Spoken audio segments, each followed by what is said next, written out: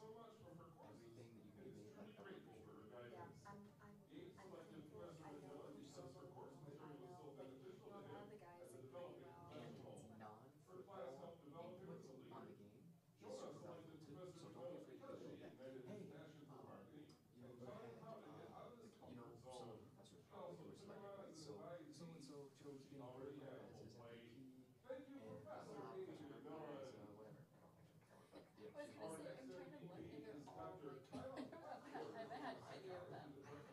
selected by Except I think senior Colbert Hayden is. Aronson. Peyton Is that, selected yeah, Dr. that's Fletcher Baker. because of her That's, is approachability that as a Nate that person, has? Yeah, professor, Nate's and 17. academic advisor. I hope those He are also results. appreciates her balanced teaching style that has enhanced his learning and growth as a human. He also appreciates the inclusive I'll see and if I can get a respectful list ways of all the she MVPs makes her so that way classroom they can feel. read it as it's relevant. Although Dr. Fletcher could not join us today, we wanted to thank her. Senior Nate Clark selected Dr. Vinnie Gertler from the biology department as his MVP. Nate selected Dr. Gertler because she has been a great advisor for him, making him take full advantage of his liberal arts education. Her passion for conservation and sustainability inspired him to pursue a concentration in environmental science and a career in conservation. Thank you, Dr. Vinnie Gertler. Our next MVP is Dr. John Dugas from the Political Science Department, selected by senior Carson Dynas. Carson selected Dr. Dugas because he always pushed him to get So out we of the have best out of his academic work completions, correct? and encouraged him So to study he's and thrown conduct on research the based computer off things passes. he finds It's either interesting.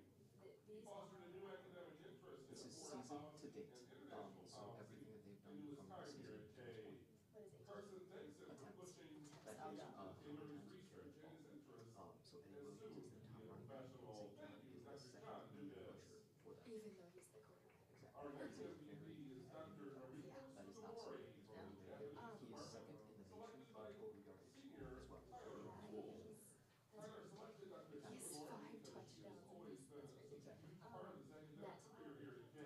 Net She's like one of the most yardage is influential Oh, and most just positive helpful yards people minus she's negative seen yards. here at K. the It's net. not, She has Yeah. helped him to not much succeed of as a a difference, so parent. worry about that. Okay, well, She's always we won't willing to really stay focus long on for us. sign progress reports for Game, football like, yeah. or to help answer I questions just, for even this growth guy, closer in your terrible. relationship We'll as a talk teacher about and him. student. Yeah, Progress the that starting you've running back made will with have the Japanese most language carries, has so been second obviously to none, he's and going it's to all because of the help of Sugimori Sensei. Thank you for Defense, everything, your offense, pretty Sensei. bad, okay. Yeah, these are defensive offensive. Seniors Tommy Hartz, This guy, Cody Ridley, and Adam Stinson have selected Dr. Richard Yes. from the English department as their MVP. Tommy selected Dr. Kingsley because he's an amazing teacher and he always last has year, the which is class. insane. We Yes. haven't been doing Great a kickoff for a touchdown the entire time I've been here. Choose the This subject guy matter. had 3 last year. Cody selected Dr. Kingsley because he made every class exciting. So he's on Paul. He'll be the number 2 returner. If we're kicking off, he'll be head coach. Yeah, that's insane. He also Oh my built gosh. He's very good with St. John. wanting to know what was happening in their lives. Am I double Adam selected Dr. Secondly, all Kingsley of the because he's business one of the most in engaging professors total he's ever had. yards per game. That's He crazy. is one of the best in the nation That's by any way you slice it. So Although Dr. Kingsley we did know miss that this us isn't today, very difficult. we wanted to say thank you to Dr. and Benjamin T. Kingsley. Nose tackle. Our next MVP is Dr. Rochelle Rojas Just from the history defensive department, line selected by default to seniors that, right? Jackson So and if Zach anybody, Metz. again, with their feet Jackson handed in their selected hands Dr. in the Rojas line, because gets he had quick a pressure, family plan say, of oh, the distinct, defensive and it line was never a is struggle to penetrating engage. quickly, they're making We Josh tried to get do off his spot, maybe he throw the ball quicker than he wants to, all that kind of stuff. It's just people make Zach selected Dr. Rojas because When he came in, I was like, inspired him to add a minor in history. She challenged him to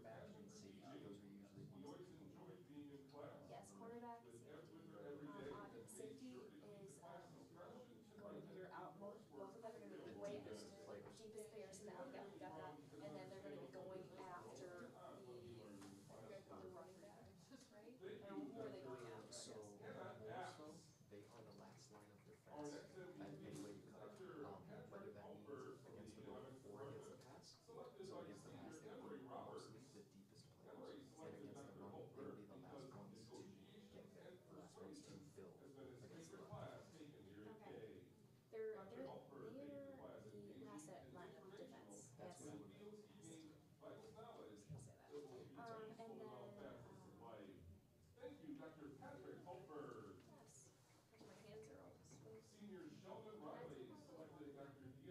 Rambo from the Spanish department as his MVP. Sheldon selected Dr. Ravago because quarterback. he encourages participation Free from all safety and students strong and safety. Yep, instills free confidence safety, in him strong and his safety, speaking that's ability. right. All the Strong classes side, is correct, taken that kind of Dr. thing. Ravago Basically, yeah. has So assigned they him other will courses, likely line up but to the style side he where our teaches tight end is. Okay. If our tight end is on the right, the safety will likely line up that same way. passion for Spanish. Where tight end is. Whenever Sheldon In sees in Dr. likelihood, Ravago that outside means of that he class, will have he always coverage moves out of on his that way tight to end say in hello and passing ask the how his picture day of is going. Okay. Thank you, Dr. Ravago. And then Our tight final end, the tight MVP end. is Dr. Tom Askew from the physics department. Dr. Askew, sorry. So Devin basically, selected the Dr. tight ends will Askew be actually because he by helped him height. grow as a There will 3-2 be heavy. engineering They're student. mostly going to be He was always willing to help whenever a question Got it. Then Because you they're gonna see try to get a sack. but also Yes, I tight know. ends students to on the go through offensive their own side. Oh God, struggles. sorry. It's okay. It's As okay. a first So year, he found it mostly very tight important ends will be put in his taller own growth and as the heavier ideas and he will be taught better stuck run with him blockers for and 4 years. receivers. Dr. So Askew was a these great guys, professor They're and gonna run advisor the- for Devin. look at Thank you, the Dr. team Tom defensive guys. Askew.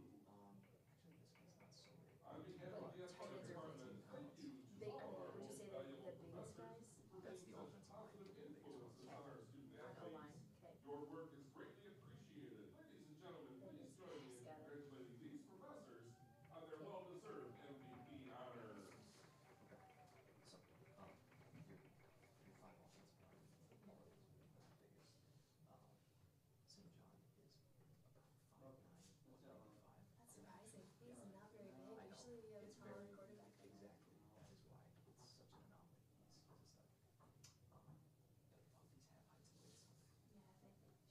Yep, they do. So St. John being 5'9", 195. And so that's something that we can say as well. Oh, for this guy to be such a superstar and to be your size and have all this stuff going against him, but still getting this great football team is really commendable, really impressive. That kind of thing.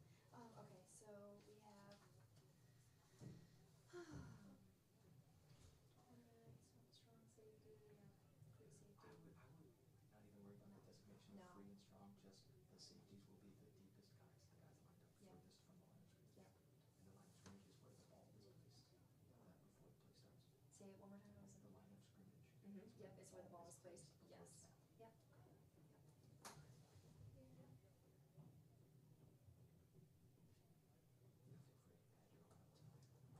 I am. Yeah, that's a good idea. It's all right.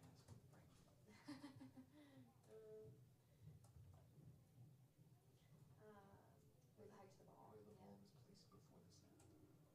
Oh, okay. Yeah, so it's not, it's, It's So not the- where the ball is snapped to. It's where no. it So starts when we, on the ground. exactly. So when we have our No, first officials down, don't bring 'em that's out. gonna be placed, where we Alright, next. snap the ball, is that at the line of scrimmage, or is where we receive the ball? Like, Yes, that's where the first down where the ball starts. is placed before the play starts. The center will put his hand on the ball, and That's that, exactly where the then- down starts. yes, Got and, it. and the plane of the ball, Mhm. as it's on the ground and the center's hand is on it, that is the line of scrimmage. Got it. Yes. No, I do know that. Yes.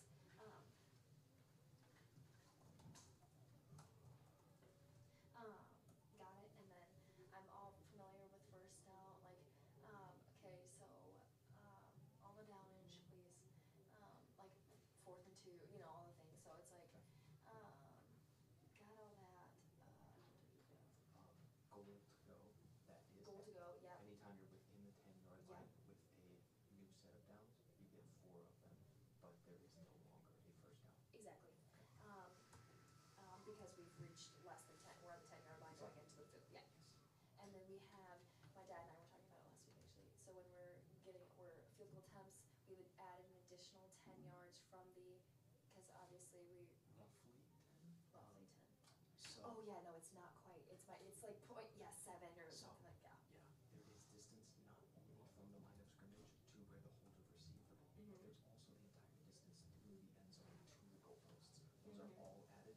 I will give you the distance of what the kick will be when you line up with the goalposts. Who is this? Oh, Yeah, I haven't seen that before. she looks a lot different Yeah. Jalen came back, by the way. I'm surprised by that. Jalen Moore. I thought she quit. Yeah, she did quit. And now she's back for this year. Oh, yeah, no, I know Jalen, yeah. I thought that she Good played. at half. Yeah, but just as soon as it is, just bring it down. She's sweet and small. I've known her forever. But we always Oh, I can talk about, I have a story about me that is, I can include that next week as well. The story is that I work for his second office as in family practice office role. So that's pretty.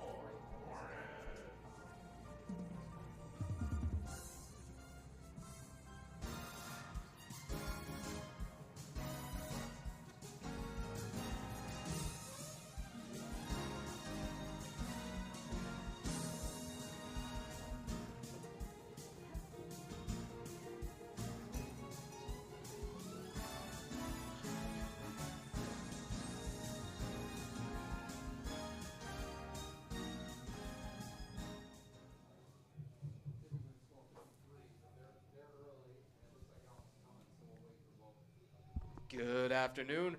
Thanks so much for joining, folks, here at Angel Field. I'm Tanner White, Kalamazoo football alum, class of 2022. On tap for this afternoon, the Alma Scots are in town for the penultimate week of the regular season. I want to warmly welcome a brand new member of the broadcast team here at Kalamazoo, Julia Rambo. Thanks so much for coming, and please, do you care to give us your elevator pitch? Sure. Hey guys, so happy to be here. Julia Rambo here, senior chemistry major, former athlete here at K, graduating this year in the spring. I'm so glad to be here. I've always wanted to be up in the booth. I am very, very excited to be here in this game today for our Compete for a Cause game. The West Michigan Cancer Center here today, so please donate for that. And we're so excited for this game today. Yeah, absolutely. It's wonderful to have you, and we will get all into Compete for a Cause throughout the day. These Alma Scots, they have a high-octane offense led by junior quarterback, all-world quarterback Carter St. John, and they've been held under 35 points only once this year. That was in the Hope game. Kalamazoo sits at 500 on the year with one conference win under their belt here versus Calvin in the night game. In back-to-back weeks, they've had really close games within one score deep in the fourth quarter, and they've come up just short. Two more for the year and for the legacy here on Angel. I talked with Coach Zobo during warm-ups earlier today about this big emotional ride the team has taken him on this season, the Compete for a Cause game and the special jerseys the team is wearing, and of course what they have to do today versus Alma. Let's hear what Coach had to say, and by the time we come back, we'll just about be ready for kickoff here in the zoo. So much has happened since we last talked on Homecoming, Coach. We'll get into all that football stuff, but I will really want to start with, there is a aspect to the game today that's much bigger than football, isn't there? Can we talk a little bit about Compete for a Cause and these special uniforms and everything that's going on today? Yeah, this is an initiative that's not unique to Kalamazoo. All of our conference teams, and really all the teams across the country in Division III, really try to participate in this initiative to pick a local organization to try to raise funds for and raise awareness about a particular cause that's important to that team. And our team chose cancer, and we'll be benefiting. Everything that we're doing today is benefiting the West Michigan Cancer Center here in Kalamazoo, a local organization that we feel does great work. And so, yeah, that's what we're wearing some special dedication jerseys today, where every player has a name of somebody who has faced cancer on the back of their jersey. And, we'll be doing some special announcements throughout the day and then encouraging people to donate to West Michigan Cancer Center. It was a wonderful cause, Coach. Now we'll get into football a little bit. The big play bug kind of bit you in the first half of the Hope game, but the second half scoring was 7-7. And in back-to-back weeks after that on the road, you're in one-score games deep in the fourth quarter. The clock just kind of runs out on you. Can I ask you about emotions related to all those swings and all those beats in the season? How you, the coaching staff, and the team have kind of dealt with all those on this crazy ride? It's been a roller coaster. It's been tough. Not gonna lie to you, Tanner. It's been tough being close, and especially in the last 2 weeks, and knowing that we didn't play 60 minutes of our best football. And if we had, it probably would have been a different result. And our focus has just really been inward and, trying to get ourselves to be at our best for 60 minutes and put the best product we can on the field for 60 minutes. And, I truly believe in my heart that if we can do that, we can compete and beat anybody in our conference. And I'm trying to get our team to believe that too. And it's been a process. We've endured some injuries over the course of the last few weeks that makes it tough. But I think our team is resilient, and we're ready to put our best foot forward today. And I think today, if we have a lot more to play for than just our own purpose, right? And I think hopefully that gives us a little something extra to elevate our level of play today. Yeah, it's a wonderful opportunity to see that on display. One thing that went very under the radar, a historical note, and having happened on the road, got kind of washed away. I want to talk about Josh Nichols. He became the all-time leading passer in Kalamazoo College history in the Albion game. You instill in everybody in this program the belief in what it means to wear the orange and black. 130 years of history. What all does this record mean to you, to him, and to everybody? I'm just really proud of him. It hasn't been an easy road for him. He came in the COVID year. It was a tough first year, and I have a ton of respect for Josh. He's a tough kid. He's taken a lot of licks over the course of his career and has hung in there and has gotten better every year, and has grown as a leader too for our program. And he's in pretty elite company. We've had some great quarterbacks in this program, and some high accolades, and I hope that he gets his due. But I'm just really proud of him and his resilience and his willingness to leave this program in a better place than when he found it. Yeah, there's no doubt about that. Now, on the other side, Alma's Carter St. John, one of the best quarterbacks in the nation. You and I know it. Second in total yardage per game. The defending MIAA Player of the Year, and you know all this better than I. Devin Frenchco at receiver was an All-American. They have league leaders all over the place. It's a vaunted offense. Again, there's no secrets about that. I think back to the game that you played with them last year, in which your team forced 3 turnovers, plus the losses they took against Hope and Wisconsin River Falls this year. You see any similar trends or threads between those games where they're vulnerable? No, I mean, their offense is pretty good. I mean, they've got a few new faces up front, but they've been able to pick up where they left off last year offensively. I think the key to life is being able to keep your offense on the field and keeping their offense off the field. So, their defense graduated quite a bit, and they're not playing quite as high a level as they were last year. So I think the key to life is to sustain drives offensively and not turn the ball over. And when you're in the red zone, put points up on the board, because you want to limit their opportunities. We can only slow them down. They're going to get some. They're going to crack a few big plays, and we've got to just know that and just keep coming and try to create some turnovers like we did last year, and hopefully be in a position to win the game at the end of the day. And that's Kalamazoo College head coach Jamie Zorbo. We thank Coach Zorbo again for talking to us. And we're just about to get this one kicked off here in the zoo. To kick it off, the junior 23, Josh Hernandez for the Scots. And it's drifting towards that pylon, but it did go into the end zone for the touchback. This Hornets offense will start at the 20-yard line, led out by who else than Josh Nichols. Got a couple of historical notes from Josh Nichols. I heard, and I don't know if you've heard this, he broke a big record in that Albion game. Can you tell me a little bit about that? Yeah, we see that Josh Nichols broke our all-school record for all-time passing yardage, attempts, and completions. So that's pretty amazing with our fifth-year senior here today. Yeah, guy's been leading them out for 5 years of excellence. And this has just been the culmination. This year has been his absolute best. The Hornets will start with an RPO, and it's complete for Tyler Houle. You see the pink of the Compete for a Cause jerseys. Houle and everybody else got a name on the back that they're all playing for, because This game means so much more. Every game is a little bit bigger than football. This one even bigger than that. Yeah, Nichols will swing it out for Sheldon Riley here. Riley There we with the go. spin. That should be enough for the first down. Sheldon Riley, another senior, the Hornets starting running back, and makes the catch, moves chains. there we go. I love our Compete for a Cause games. It's a wonderful opportunity to donate for our local community and these awesome organizations. Nets offense back on the ball at their 37. Nichols deep drops, he lofts, and you got a lot of contact. Yeah, I think this is going to be an easy one. Flag on the play. Yep.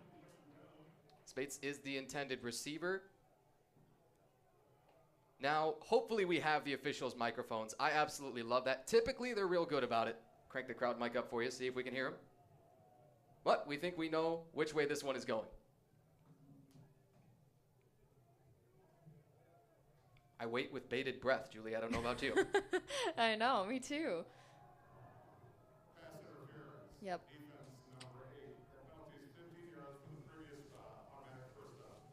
So they're going to get the sophomore DB, Ryan West. West is flagged, and that's 15. 6'1", 180, a sophomore out of Cedar Springs. West is flagged. I love Cedar Springs. Work over there. It's a great little community. The zoo is also a great little community, just to sneak that in there. Speaking of sneaking in, the Hornets go with the run on first down. They went with Connor Bell. He is going to fight to get everything out of that, and that maybe means just a yard or so. Yep. Yeah, it is officially marked a gain of 1, 2nd down and 9 coming up.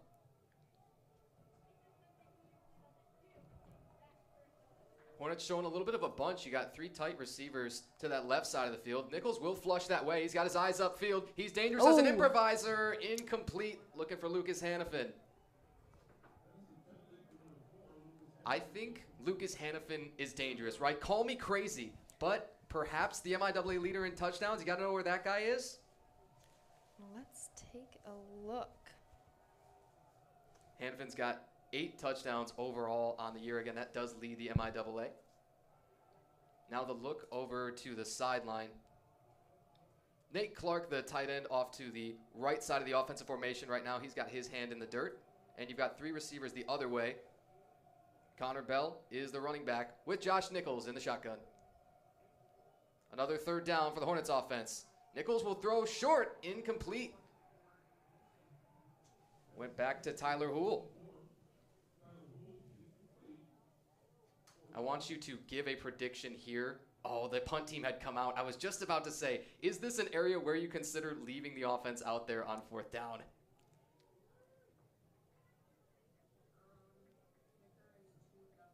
It is Jonas Spates to punt it away for Kalamazoo. Alma showing 10 guys across that line and 1 deep returner. Spates gets it off cleanly. Returner's going to let this roll a while. Oh, man, he's going to be way backed up. Oh, he's inside the 5. In terms of business decisions, Julia, would you like to see the returner let that thing go and maybe hope it gets into the end zone? I mean, for a touchback, I think that would have probably been a bit of a better idea there as we're at the, what are we at, the 5? Yeah, that is a tough place to start. It is an Alma offense, which I don't think is going to be scared of this start at all, knowing the guys that they've got out there. Right. But Carter St. John and that vaunted Alma defense, or Alma offense, excuse me, at their own 5 to start it. Got a long ways to go there. Yeah, it's St. John and Eddie Williams. They've been in this position before, but They backed sure up. have. And they're going to go with a run pass option. It's bobbled a bunch. Oh, did he haul that in? He did. Man, that's Ty Lauderman, the receiver. He is hard to miss at 6'4" out there, 195. And Gabe Myers in coverage for Kalamazoo. You've now got him in a stack of receivers on that left side. St. John goes play action. He's got time. He's going to take the shot. Myers in coverage again and broken up. I think this team wants to throw vertical. In my expert analysis.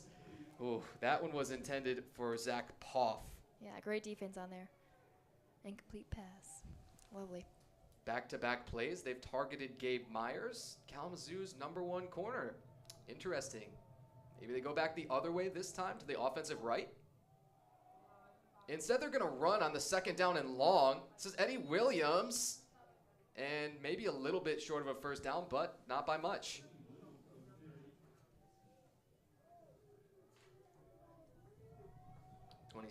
Eddie Williams getting the first couple of carries. And Alma back on the ball. St. John's got the option to throw this here. He's wrapped up. Needs some help. He gets it off. Intercepted! Jackson Mitchell! Oh, what a time for the first one for the year. He's getting mobbed. A huge celebration there. Lots of energy down there. We'd love to see it. Great way to start the game.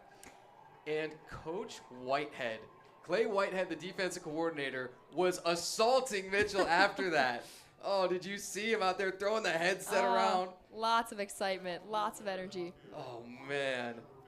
St. John, as we do have a late penalty against the Alma offense. This will be waived off, a penalty declined, and Kalamazoo will keep the ball. That scared me for a moment. Oof, no worries. Jackson Mitchell, first one for the year. He had led Kalamazoo in passes broken up, coming into today. Man, earned that one. Kalamazoo back in their 11 personnel. Going to see a lot of this from them. Nate Clark at the tight end spot, off the ball to the left. Nichols, play fakes. He wants to go for space. Oh, the toe drag, but yeah, it's knocked away late. Believe that's West again, the same guy who was flagged on the first possession. So, you have two outstanding receivers. Can you go wrong between Spates and Lucas Hannafin? No, you can't. And knowing both of them and seeing them just do amazing things this season, each of them in their own ways, it's wonderful to see that. Sheldon Riley's got all the patience in the world right there, but nothing ever really developed along that left side. Alma makes a bunch of changes along their defense all at once to rotate, keep some guys fresh. It's another 3rd down for the Hornets offense. This is 3rd and 10. They're going to look to the sideline again. I see Nate Clark as the inside-most receiver there from his tight end spot. Got 3 wide receivers all that way, and then Devin Yankee, the solo receiver, to the left. Nichols is rushed. He's going to step up. He's going to run towards that sideline. Short. 4th down upcoming. All right, again, I got to ask you, is this offense willing to go for this on 4th down? You've got, probably it's too far for a punt, but you don't see any move for the field goal team, do you? No, I do not. Oh, man. I think they're going for it. The first 4th down, let's do it. 4th and 5 for the Nets offense. They're going to look. You've got lots of play clock to use here if you want to just try and draw them offside. That could be fun, too, stealing a 1st down that way. Very true. Josh Nichols with Alma showing single coverage across the board. Nichols will throw quick off the hands for Clark and incomplete. A turnover each way. You didn't think you were in for a boring game, Julia, surely, right? Surely not, no, but a good way to start there with that turnover. Yeah, so Jackson Mitchell intercepts Carter St. John. That's only the 5th interception he's thrown all year. You want to give us some of the other numbers on St. John? Yeah, let me take a look here. Yeah, no worries. So St. John, gosh, he is 2nd. Oh, I'm sorry, looking at the wrong guy there. Oh no, he's 2nd in all of D3 in total yards completed there. That's pretty impressive. Yeah, guy's special and has been for a long time. Reigning MIAA Player of the Year. Eddie Williams had the 1st down carry. 5 touchdowns for himself as well. Yeah, that's in the rushing department. Just to add on to everything, he done went short. Now a flag down as well. We'll catch this in a moment. Raymond Cargill and Dylan Gackey combining on the last stop.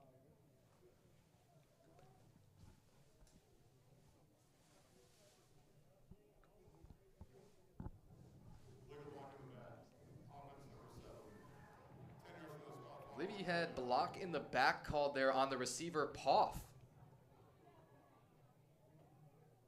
Not something you see too often there, but maybe inside the tackles, he got a little overly enthusiastic. I do love receivers that get involved in the blocking game. Williams and that might be out the gates. Mitchell swung with the one hand, came up a little bit short, and this guy's been doing it for a long, long time. Devin Frenchco strikes up the band. Touchdown, Alma Scots. You still got the clock running here. Interesting. Well, not supposed to be like, unless they marked him short, but I don't think there's any way. I thought it was very much a touchdown. Very much so. Yeah, There now we we go. get an announcement. Yep, reset clock there, 10:04. Well, they put about 8 seconds back on. And Alma in a fun formation out here. You got a whole bunch of linemen out to the left, Yeah. just a couple to the right. And it becomes option football. They're going to throw this eventually. Oh, man. The circus music starts playing. Da, da, da, da, da, da, da, da. Yeah, no extra point there. Well, it's a bomb, and again, that's absolutely nothing new. Coach Zobo actually talked about that in the pregame interview I did with him, saying they're going to get theirs. You've got to just rally, put it out of mind, and limit that number of big plays. When one happens, how do you respond? St. John to Devin Frenchco for 75 yards and the touchdown. A note on Frenchco that statistically I found hard to believe. He averages over 24 yards per catch this year, and last year was at 32.3 yards a catch. That led all of college football at every level. Wow. That's an amazing stat. Yeah, I think Frenchco is special too. Something tells me this Alma offense is explosive. Call me crazy, right? As you will. And deservedly so, of course. Back on the tee, ready to boot it away with 84, Will Soulier. Way out there. Yeah, it's a business decision to let this go. Touch back. Hornets drive, ready to start from their 25. One drive looked promising, ended up fizzling out. One drive after the turnover in really good field position. You would have loved to get points on that one. Yeah, let's see if we can take advantage right here. 1st and 10 on the 25. Nichols for Sheldon Riley, late give. Riley just hasn't had a lot of room to run. That's kind of a trend for the season, even arguably the career for Sheldon Riley. There was a time when, sort of per carry basis, he was the top running back, even last year splitting some carries with John Burnett. But not a lot of running room so far. Nichols will roll, designed rollout to his left, drills it in there, caught. Nice. That's a first down for the Hornets. Can we talk about accuracy and how Josh has grown from kind of when he first came in here? The window on that throw, really tight. Very. That's Nichols to Hannafin for 11 yards. Nichols pirouettes out to the right. This is fun. And back for Hannafin. Complete pass there. Nice. The top two. I think on the scouting report, it's pretty easy to figure out. That's Hannafin and Jonah Spates. And Nichols going to him early. You'll now see 16, Aaron Zeckman at the top of your screen. Jacquez James in at tight end. He's off the ball to the right side. They'll go run pass option again. Hannafin juked backwards. Now, did he give himself up? That's one of those forward progress debates, right? Was he still moving forward? Did he intentionally choose to go back? Looks like a first down there. Well, then perhaps that's generous. We'll say thank you to all of our lovely stripes down there. There we go. And early movement. There's a lot of guys up there that maybe you could call it on. I'm guessing Munger. Oh, in fact, they're going to go on the tight end, Jacquez James.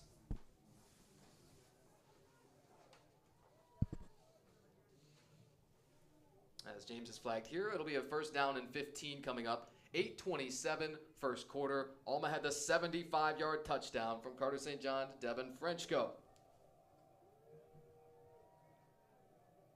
On the first and long, Hornets offense has trips to the left. Nichols is pushed that way. He pumps a couple of times, then scampered out of bounds. Not quite back to the original line of scrimmage.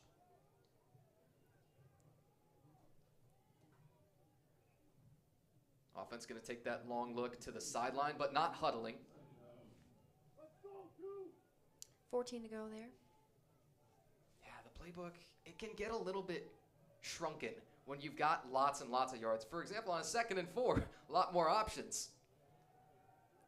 Nichols pumped a screen one way, now completes the screen, but it's swallowed by a bunch of Scots. 54, Ryan Kugelman making the stop. 10 to go there. On a 3rd down and 10, Nichols still forced to sling this thing with high volume early on. He's no stranger to it. Passes tipped, then caught, and another 4th down in this kind of area. I wish I could predict what was going to happen on each of these. Take your guess. Do you punt here?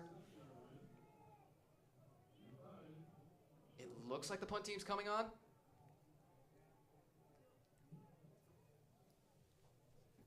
Yeah, they are now. The offense comes off. And Kalamazoo's shown this before, a 2-punter look. It's really a lot of fun. Jonah Spates is the right-footed punter, and Jack Duggins is the left-footed punter. Just gives you some options. Sure does. It's the lefty. Off the side of the foot a little bit. Wow. That's an awesome move to avoid the returner right there. On kick coverage, it was James Kulikowskis. He's the long snapper, and you've really got to be careful because if you make contact with that returner before that ball is fielded, that's a penalty. Indeed, yeah. It seems like they're at the 23. Right about 22, 23 there. Yeah, you'll take that. You know, not a bad punt. And Jack Duggan's probably a guy that never expected to be in as a punter, really. Yeah. But it was Ian Burr for so long holding that down. Yeah. A 4-year starter, really, as a kicker and punter. Right. Had some shoes to fill. Yeah, there's no doubt. St. John and the offense back out. Eddie Williams carries on the first down, as he is known to do. Should be good for 4 to 5. Yeah. I believe Ian is actually out playing football at his graduate school, isn't he? Yeah, that's right. Indy, still a starting kicker and punter. They're going to go a swing. Oh, and a stumble. The turf monster. Tell me you've caught one of those before, right? So I feel a little bit better because I know that I have. Sure have.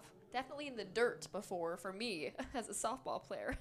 Yeah, it's dangerous. It'll sneak up on you when you least expect it. That would have been a first down and probably a whole lot more. Oh, they've got 3rd and 6 now to go. They'll be ruining that. St. John, QB keep. And he bounces off a couple, but still short. Now 4th down. Oh, man, Raymond Cargill. That's a swarm. We say around here that the defense, the expectation is to swarm, meaning getting everybody to the ball, and to sting big pops. I think we've seen that on display. I think we have. Nolan Janiga and Jackson Mitchell are credited on the stop now. 4th down, and they got a punt. Bryce Kempf, their punter, looks like a rugby punter or something. He's 6'5", 225, built. Spates, the returner, fair catch. Field position, pretty good. You survive the Alma offense. Oh, you've got a way, way late flag. Oh, that is... We'll see how it sorts out. Ooh. This is an entirely mental game, right? That has nothing to do. That penalty has nothing to do with football ability. It has nothing to do with technique.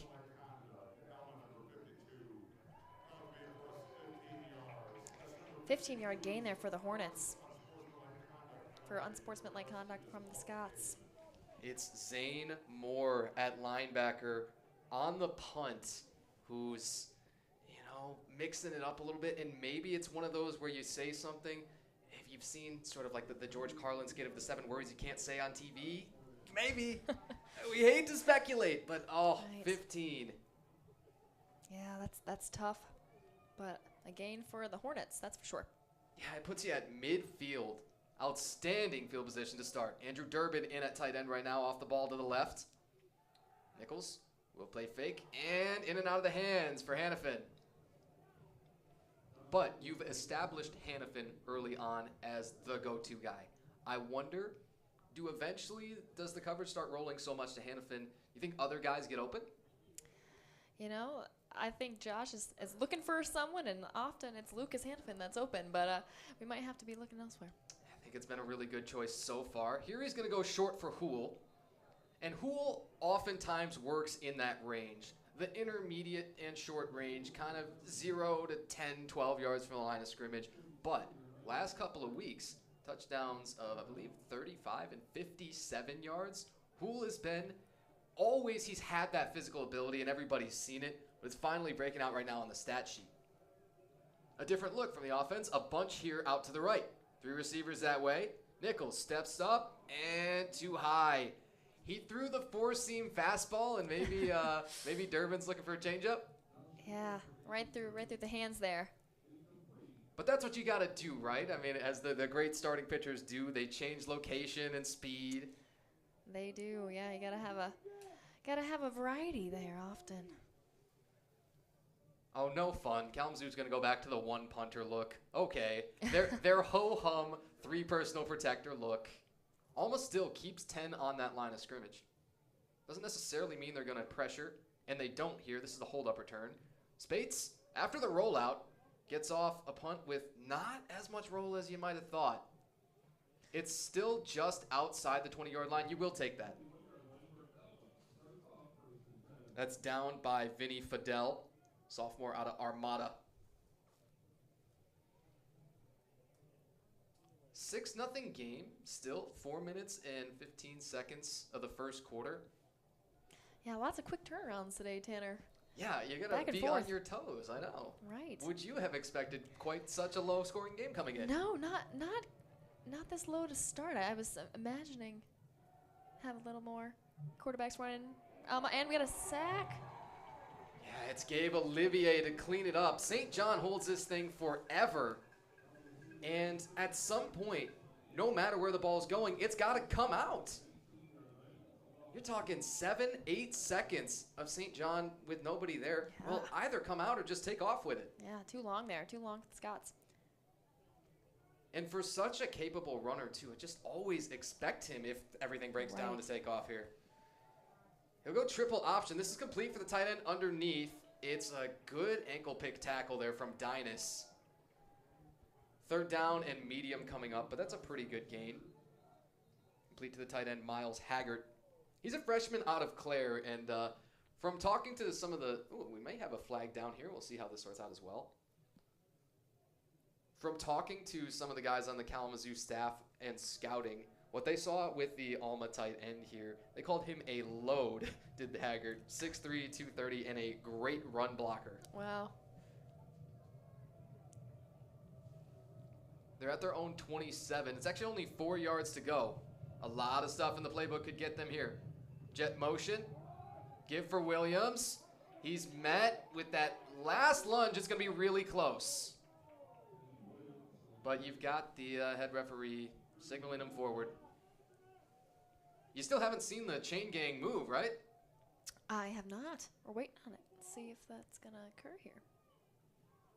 Again, you got the kind of circus music playing here. Maybe the Jeopardy theme at this point, because the offense is about ready to run the play. Those chains still aren't set. They never did. Well, it's a short yardage gain on the run play, but, yeah. Well. Unsure how much we needed the gain there, huh? Yeah. They'll end up taking 4 yards, but all right. Settle it down. Now they'll make a couple of formational changes. Personnel changes, and we've got a 2nd and 9 upcoming. Not how we thought we would get there.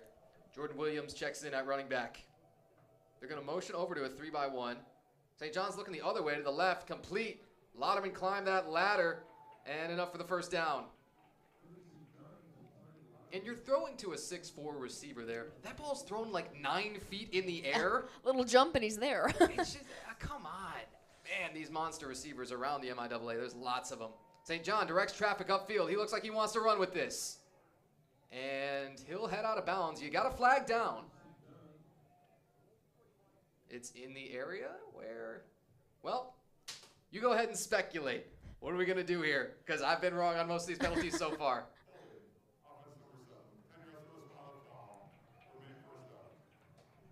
So twice they get Zach Poff, the receiver, for blocking. Man, had a block in the back, now a hold. That's kind of brutal. Everything matters here. I mean, how quick we're turning everything around. These teams are going back and forth. Every time you have that ball, it matters. Yeah, the penalty will back them up. First down and 16. So you got the rushing yardage for 4 yards, but then back 10 on the penalty. And they'll start on the ground. That's a couple of wonderful jukes. Come on. Jordan Williams shook loose a little bit, made a lot more out of that. Yeah, he was a powerhouse moving through there. Multiple guys on RD. Raymond Cargill was kind of the one that had the first shot, and, well, sometimes it's not a very good chance. Alma's just going to break tackles. They're going to make big plays. Again, how do you respond? Find out on the 2nd and 7. Insert a tight end in, run behind him. It's not enough for the first down yet. You're going to have another 3rd and fairly short, though. And a body's down, I think, on the Alma O-line. And he's up. Seems like he's okay. Those offensive linemen, everybody knows they're tough as nails. That is the left guard, Cole Streeter. He spent 3 seconds on the turf and said, all right, here we go. It's 3rd down, guys. 3rd and 4, exactly. And they put 3 wide receivers out in the boundary. St. John, a lot of time again. And with the improv job complete for Lauderman, he slipped a tackle. Oh, the knee is down, but still more than enough for the first down. You had Frenchco with a long touchdown. Now Lauderman's getting hot. Ball on the 49 now. Excuse me, 42. Yeah. They're on the ball. They got this one off and didn't have to snap it. St. John will run one more time out of bounds. Now finally you hit double zeros for the quarter. And an interesting quarter it was. Yes. Well, let's take a look at the numbers for Carter St. John here through the first quarter. And they're going to get theirs. Exactly what Coach Zobo said. Have they done that so far? Yeah, I think we're in for a good rest of our game here. Yeah. The numbers on St. John, you want to give those to us? Yeah, so we have completed 6 passes and attempted 8. And throwing 1 interception there, as well as a pass yards of 116. Yeah, most of that on the big chunk to Frenchco for 75 of them. St. John was sacked once, too. That's something that Alma has done very well, protecting him, even with a younger offensive line, a little bit less experienced offensive line. Ty Lauderman's now got 3 catches for 33. And you got the tight end, Haggard, with the 1 catch for 8 yards. Big play still. Frenchco, the 75-yarder. Nichols on the Kalamazoo side, 8 of 14 throwing the ball. That's 14 attempts for a single quarter. On pace for, now check my math here, 56 attempts. If you had to speculate, you think he's going to end up in that range? You think Kalamazoo's going to continue have to sling this most of the time when they're on offense? Well, I mean, we haven't seen too much long slinging, but we'll see. They're going to run on the 2nd down medium. Good lunge forward. It's real close. That head judge again signaling, move the chains. Jack Duggins will make the stop. Duggins is all over the place. And I love the size of him at outside linebacker. Listed about 6'4", 220. St. John keeps this. Ballabuck cleans him up from that DN spot. Bryce Ballabuck asked me towards the very beginning of the year when I fill out these player information sheets, I send him, and he really wanted me to shout out his grandma, and I believe I got to it last game. If I did not, Grandma Ballabuck, thanks so much for watching. Aw, that's awesome. We love our supporters. look, these guys are as regular as anybody, and they need some support like that. You've got a lot of people screaming hold here. There is a big 6-car pileup. St. John escapes out the right side. Boy, I don't see any flags out there, but everybody was piled up on top of each other. It's a 3rd down and really short, so irrelevant. Scott's unsurprisingly going to stick with the run game. Should have enough. Did they get it? Don't you love the football broadcast on, college and the NFL where they put that line out there, that they superimpose that line on the field? Yeah. Yeah, Would love to have that more so than just the chains. Yeah, I know. Seeing that out there, good visual. I hear it's out of our budget. Probably. On the first down, you had a miss in the backfield with Cargill. It still goes for almost nothing, Right. but could have gone for a loss. Yes. And number 23 just almost out of there.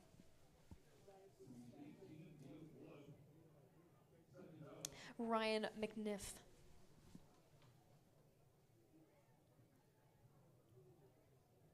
Gonna move Lauderman out now. It looks like he's gonna be the left guy in the bunch. Frenchco is the point man. You gotta watch him out there.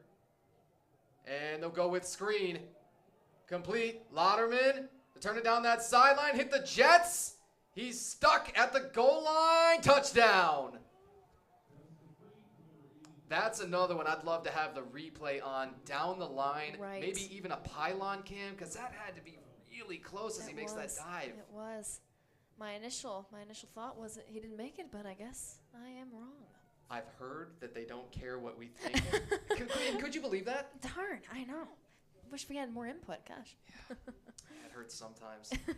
Oh, the talking heads. Josh Hernandez, ready for the extra point. And up and good. So, went for 2 the first time on a very unusual sort of polecat-looking formation. Turned that into a option free-for-all hullabaloo and, well, didn't make it. Maybe somewhat predictably as you're trying to be a little bit cute. Here, the normal, everyday, run-of-the-mill extra points. And 13-0 ball game.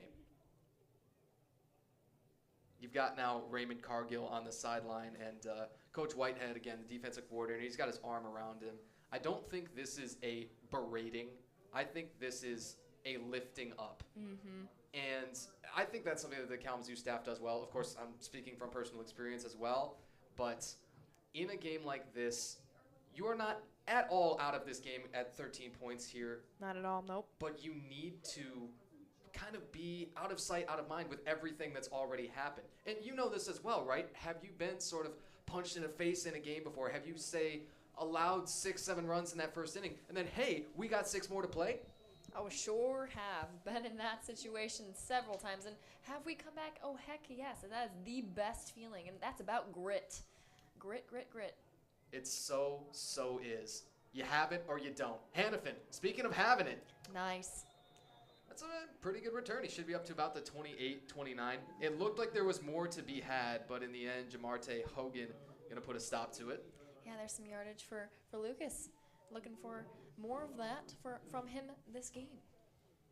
Yeah, the receiving numbers on him so far. He's the most targeted guy, but just 3 catches for 21.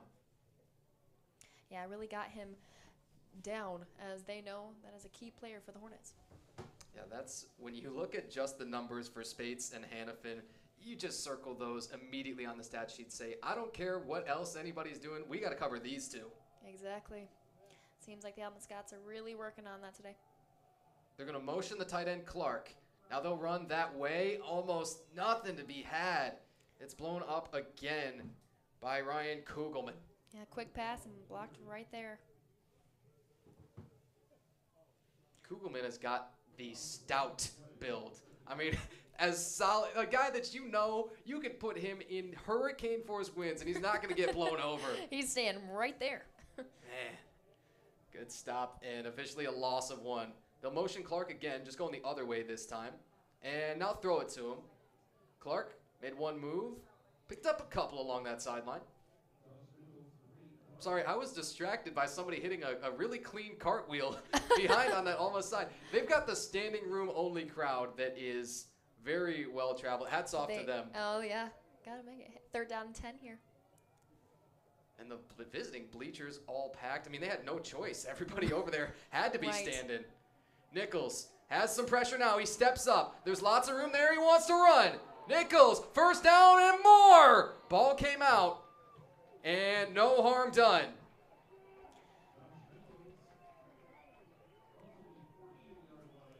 Down to the 48-yard line, I just heard. Man. Good It one. has been a while since we've seen Josh Nichols take off like that with the intent of really getting something. The eyes got to get a little bit wide as soon as you see that much space. Yeah, he had lots of room to move. They move Clark out at receiver now with 3 that way. They'll throw it out for Connor Bell. Bell will make 1 cut inside and probably just back to the line of scrimmage. That's a D lineman, Jack Anderson, out there. I want to tell you, I almost every game will slip into kind of the defensive line film room just because, having played defensive line myself, that is so difficult, making a tackle on a running back from your down lineman spot. Respect that a lot. Sure. I am not a football player, but I was a catcher, and a little bit of a different vibe there, but definitely know what it's like to kind of get beat up. Yeah. Connor Bell, a great job dipping the shoulder. He broke that first tackle and turns it into a pretty good run. So we've seen a little bit of Bell and Sheldon Riley mixing in as well. Is it strange to you, the carry distribution at all?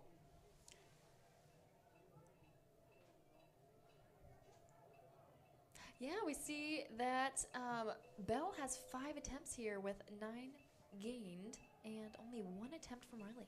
Yeah, that's not usually how it's been this year. Hannafin stumbled on a 3rd down, and it just ended up sailing. Yeah, right above his head. It seemed like he tripped there just for a moment and would have had that pass right into the hands if he was standing up straight. And it was beyond 1st down yardage, too. Jack Anderson, the D lineman, back on. He's a big old nose. It looks like the Nets offense is back out here. Another 4th down. Let's do it. 4th and 4. Alma showing a bunch on the line of scrimmage. They drop out of it, only bring 4. Nichols still got to run. He throws. Did he thread it in there? Oh, yes! Wow. Amazing catch by Jonah Spates. Amazing catch. Get those feet in right at the last second. Oh, that's toe drag swag. Come on. Good word there.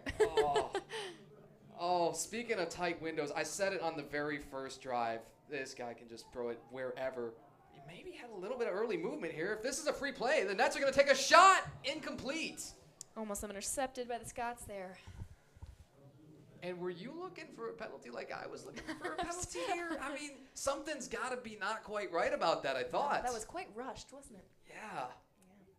Maybe if Nichols, you'd kind of like to see him get that all the way. I think he is saying, I was certain that the defense jumped offside and I had a free play. So a little bit of discussion with him and that referee back there. Yeah. No flag on the play there. Yeah, well, it's a harmless incompletion then. 2nd and 10. Nichols out for Bell. He's got a little bit of room. Bell breaks that first tackle again. He's spinning off, still moving forward.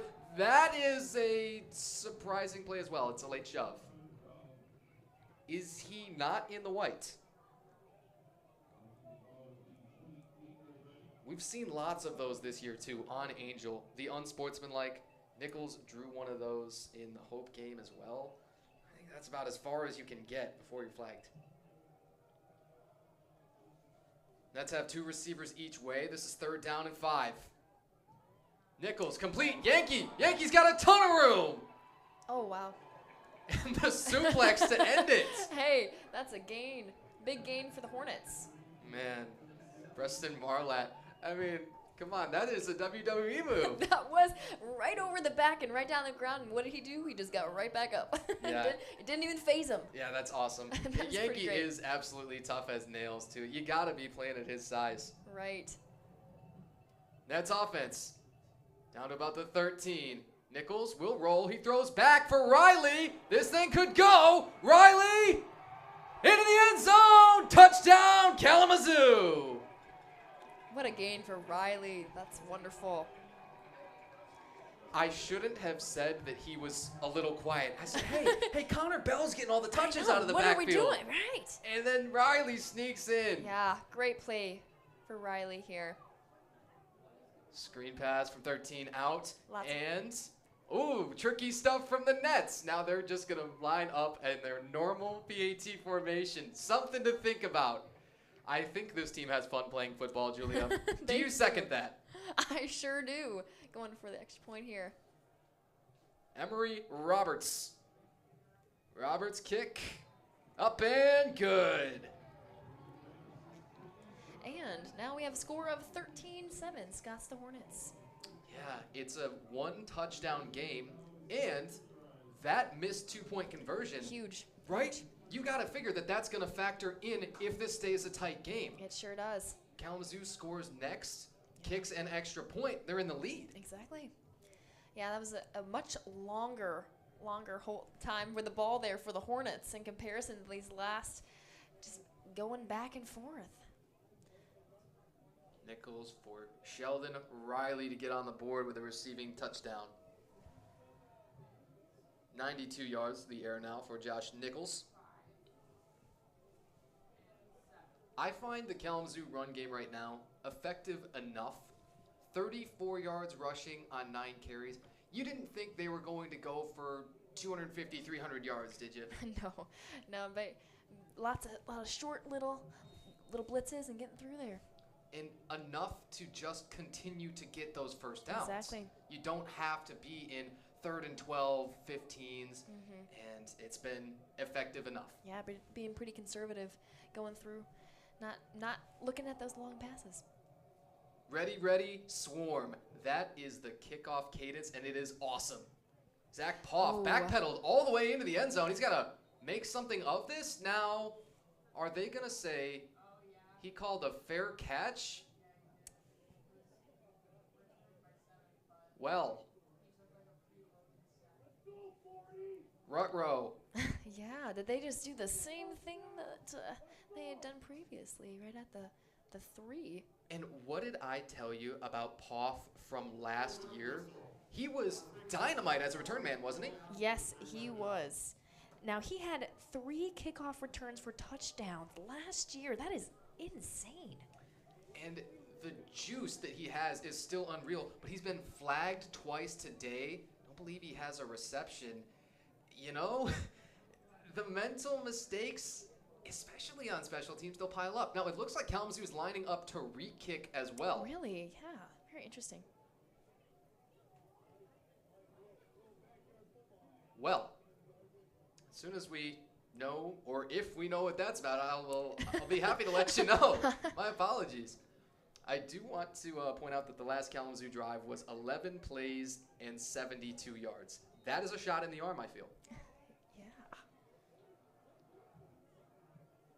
Roberts, yeah, he's going to re-kick this thing. Yeah, wow. Very, very interesting. Haven't seen that before.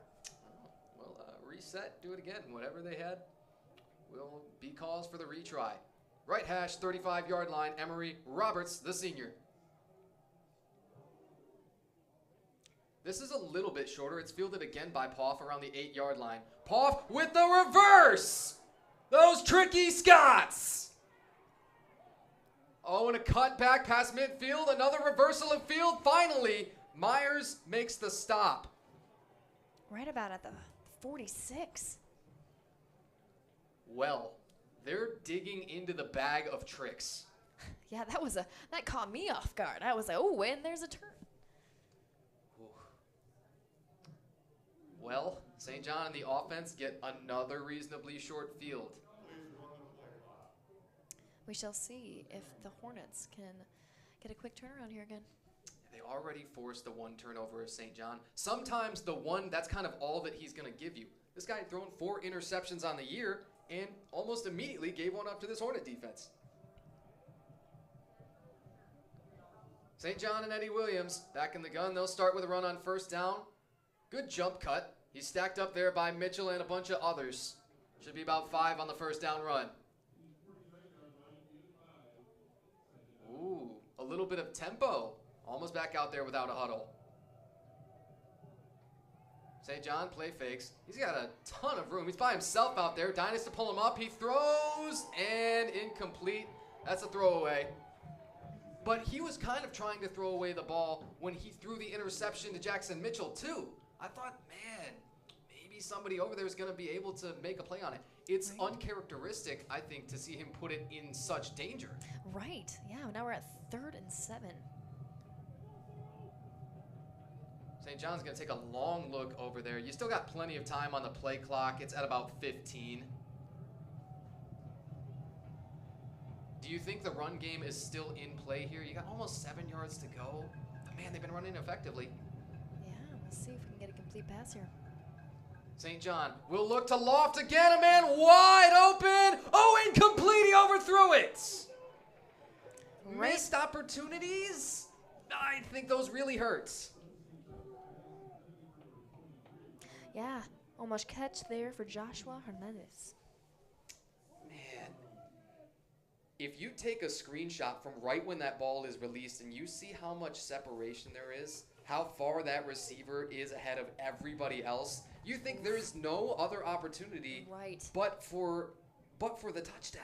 Right, that was a deep, deep shot right through the hands. Man, St. John, to say he'll want that one back is a dramatic understatement. They're out to punt, too. It's a cool little spiral. Nice looking kick. The roll should be really good. And the Nets offense will start way backed up. This is almost exactly what happened to Alma for their first offensive possession. Yeah, fantastic kick there by the Scots. Bryce Kempf, again, a standout at punter and has been for a long time. That is officially the 5-yard line. Yeah, that is hard to do. Gosh. With 7 minutes and 13 seconds, answer me this. Would you rather Kalamazoo take all of the time on this clock? Or do you want to score relatively quickly on this possession and have a chance to stop Alma and then get one more possession during the half? I mean, I'm going to go for the latter there. I mean, let's try to get this down there as the Hornets are right at the 5. We'll find out if they get multiple possessions, but they just had a long drive last time of 11 plays. And the ball's loose. It's still up for grabs. Riley finally got on it. He might be inside the 1. Uh-oh. Fumble on the exchange. And, yeah, that's exactly where it is. It's the 1-yard line. Goodness. Now Kalamazoo surprisingly got kind of on the ball, and they were almost ready to snap that. Right. I think that was for show. They do shift Riley over here from right to left. Nichols from the own end zone. He'll hand off. Riley's actually going to get back a whole bunch of yardage. This helps. That should be almost 10. Yes, there we go. Needed to get out of there. Yeah, I mean, that's literally starting a couple of yards into your own end zone. Now, I think Riley has got an issue with his shoe. I hope it's that and not a training room type issue with his ankle. Right, can't have that, especially as he just scored our, Hornets' first touchdown. Exactly. They do go back with Bell, who's had a catch out of the backfield. 3rd down, 5. Nichols got space. 1st down and more. Great completion by Jonas Bates. That's 14 complete passes in a little bit over a quarter and a half. The volume. I mean, this guy is your Nolan Ryan. He is throw 200 pitches and then have him come right back out there the next day or two later with a couple of days rest. Gosh, I know. The quick turnaround for these guys. Nichols play fakes. Wants to drill one in. Hool. Flag down, though. In all likelihood, this is on the Scots. Seems incomplete there as well. You have markers. It could possibly be 2 different ones because they're at different spots, but I doubt it. One's on the 32-ish, one's on the 35. But, of course, we've had the officials' mic on. We'll let you know. Pass interference. Defense number 8. Penalty ball be placed on the foul. Automatic 1st down. Penalties racking up on that Alma side. Really are. Yeah, that's what it really matters. These games, I mean, everything matters. You gotta be just right on that. Ryan West is flagged again. Remember, on Kalamazoo's first offensive possession, he also had a pass interference. That's 2 on him. Get 15, you get a first down, and you get a bunch of momentum. Nichols will throw quick. That's complete. Jaquez James. Munger, the center, took a second to get up there, but he's all on the ball. And I think the Nets will go quick here without a huddle again. 2nd and 4. And made you look. We'll get the play back from the sideline and change the formation a little bit. Spates lines up further out wide. They'll run Pushing it with through. Riley. When he jump cuts, he's going to be close. Not quite enough for the first down. About short, maybe 1. We'll see. Yeah, 1.5 yards. Yep.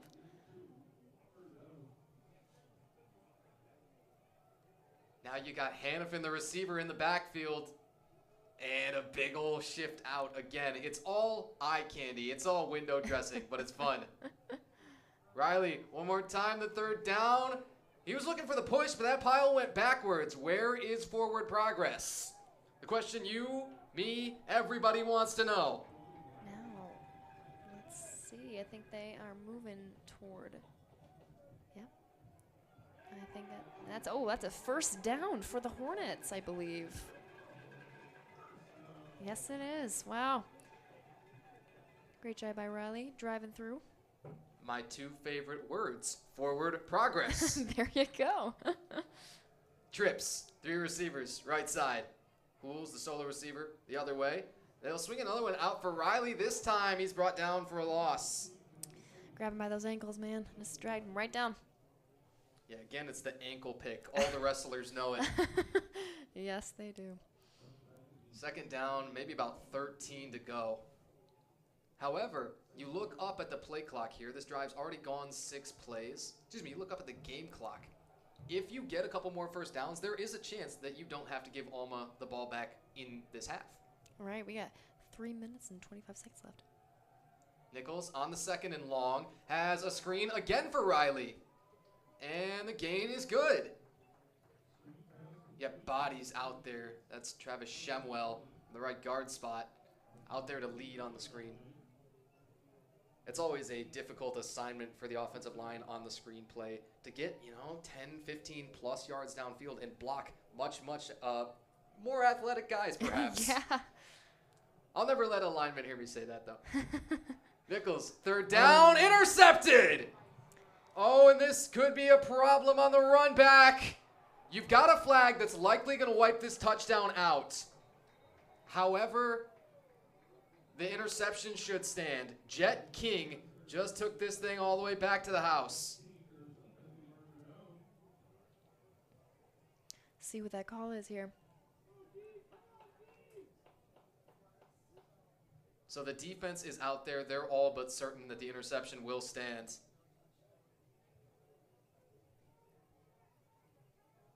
You've actually got 3 separate flags down. It's going to take them a while to go and scoop up all these. Grab them all, yeah. Who's doing all the laundry for this game, huh? That is an unenviable spot, let me tell you. You ever had to do laundry down in the field house? Yeah, had my little laundry loop after oh gosh, our stuff would get so dirty every day. We would have to sweep the locker room because of all the dirt we would bring in. On the intercepting team and Hope after the interception. Blocking the back, number 21. That penalty's declined. Blocking the back, number 9. That penalty be accepted. 10 yards from the spot of the foul. First down, Alma. Alrighty. So, interception stands. 2 separate blocks in the back, hence why we had the multiple flags out in different spots. And finally, the one that they enforced was on the defensive end, Jerome Roberson. Well, what I took out of all of that, again, the interception stands. So, a turnover on what was a promising drive. Correct. St. John in the offense Push back through. out. And that splits. That might be a first down or short. Let's see.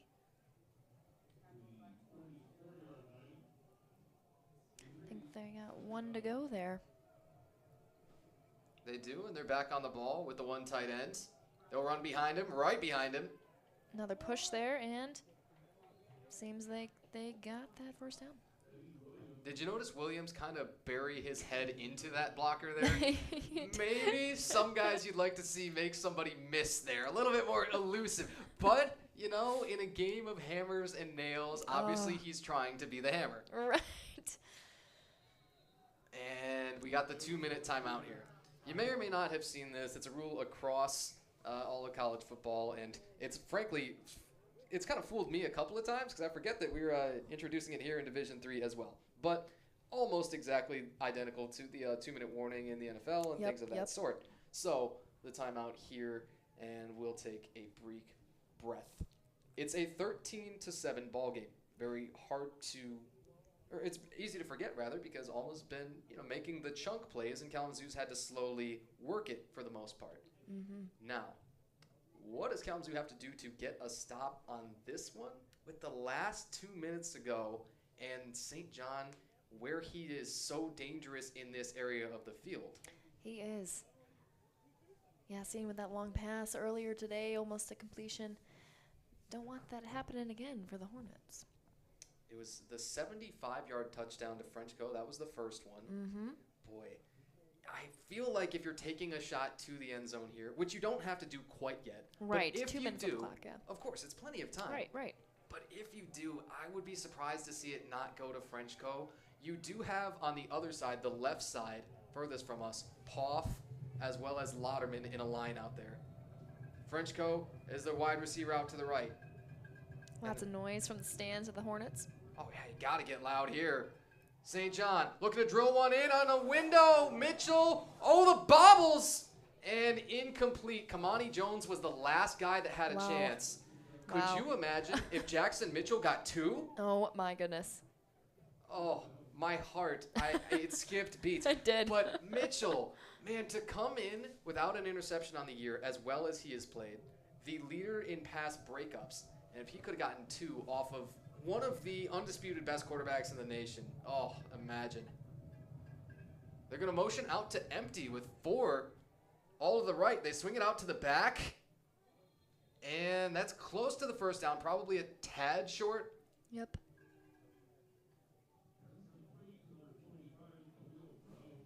Khalil Brown making the catch out of the backfield there. Looks like 7. Yep. 3rd down and 3. Here we go. Looks like he was able to get out of bounds as well as you got the clock stopped. 1:48 on the clock. 3rd down, 3. St. John goes with the pitch. On the left side. And a gain there. 1st down. Yeah, it's enough. And it looked like it was out of bounds as well. Indeed it is. 1 minute and 42 seconds. It's about to be the longest minute and 42 seconds. Or they might just take the shot for the end zone. That's what they're going to. Got Lauderman. He leaps. He brought it in. Touchdown. Wow. And in the double coverage. Big celebration for the Scots there in the end zone. I feel like I may have heard this Carter St. John character can sling it. Yes. Yes, he can. Let's take a look at him here. St. John to Lauderman with 1 minute and 33 seconds left in the half. Extra point up and good. 20-7. So you add a couple of passing touchdowns for St. John already today and takes that season total to how many touchdowns through less than 9 games? Is that 28? 26. And that was coming in, right? And then you add in what he's got today. Oh my goodness. That's a heck of stats there. Dude's a menace. A menace indeed, yeah. Excuse me, you've got even one more. I shortchanged him. That Lauderman one, as it just comes up on our live stats, that is 3 touchdowns in the first half.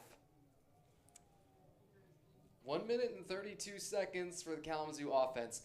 there is, again, something to think about with the clock here. If you go 3 incomplete passes and you don't take off any time, then Alma might get 1 more possession. Right. If you run the ball, then you probably don't have any risk of that, but maybe then you're not going to pop a long play and have a chance to score yourself. Kickoff on the tee. Hannafin fielded about the 8-yard line. Take it off to the right at the numbers, and he is stacked up. Bunch of Scots, maybe just beyond the 20. Oh, you've got... Oh, excuse me. I thought benches were clearing for a moment. I thought a brawl right now. Oh, no. Can't have that. I'm not saying I've never seen it. Sam Hughes, if you'll recall him. Oh, Sam. Yep, I do know him. Famously started a brawl here. It was a lacrosse game that was actually played here over on Angel several years ago. I believe it was versus Elmhurst. Oh, in Elmhurst. the snow in the early part of the year over here. And Sam, if you're watching, I'll never forget that. Thank you for the unforgettable moments. Sam is a character. Great guy. Great guy. Yeah, absolutely. A football alum and lacrosse alum. Yeah. Nichols, he's going to roll. He's got tons and tons of room to run again. And he steps out of bounds. Right past the 30. So, multiple, presumably first down rushes for him. It's been a long time since we've seen this, really. Running less and less, but I think he's more selective with it now. That looked like a good decision. Do you agree? Yeah, I do. Lots of space there. 2 receivers each way. Nichols, as he was able to get out of bounds, he's still got 78 seconds to work with. On a short drop. Hannafin, not going to get much. No. Almost nothing after the catch, in fact. Yeah. Alma tackling really hasn't allowed much after the catch all day. Exactly. Quick response. You got 3 wide to the left. Nichols stepping up again. Out by that sideline. Throws late. Did he fit another one in there? I think that is a completion. First down for the Hornets, I believe. Oh, and No. very, very late you're whistling it. Yep, Incomplete. Incomplete, darn. That line judge. I mean, that is 30 seconds after that play is done, maybe, that we're, Yeah, 46 seconds on the clock as well. I don't like calling it that late, I think. You've just got to make a decision in the first 5 seconds, something like that. It hurts a little bit. Yeah, that contemplation. Darn. The anticipation's always the worst. We know this. Nichols still, they're going to put a little bit of time back on, 49 seconds. A long third down. He's pressured. He broke the sack. Nichols will run one more time. Got a ways to go. And it looks like he's going to be short. 4th down. Plus took a little whack at the end.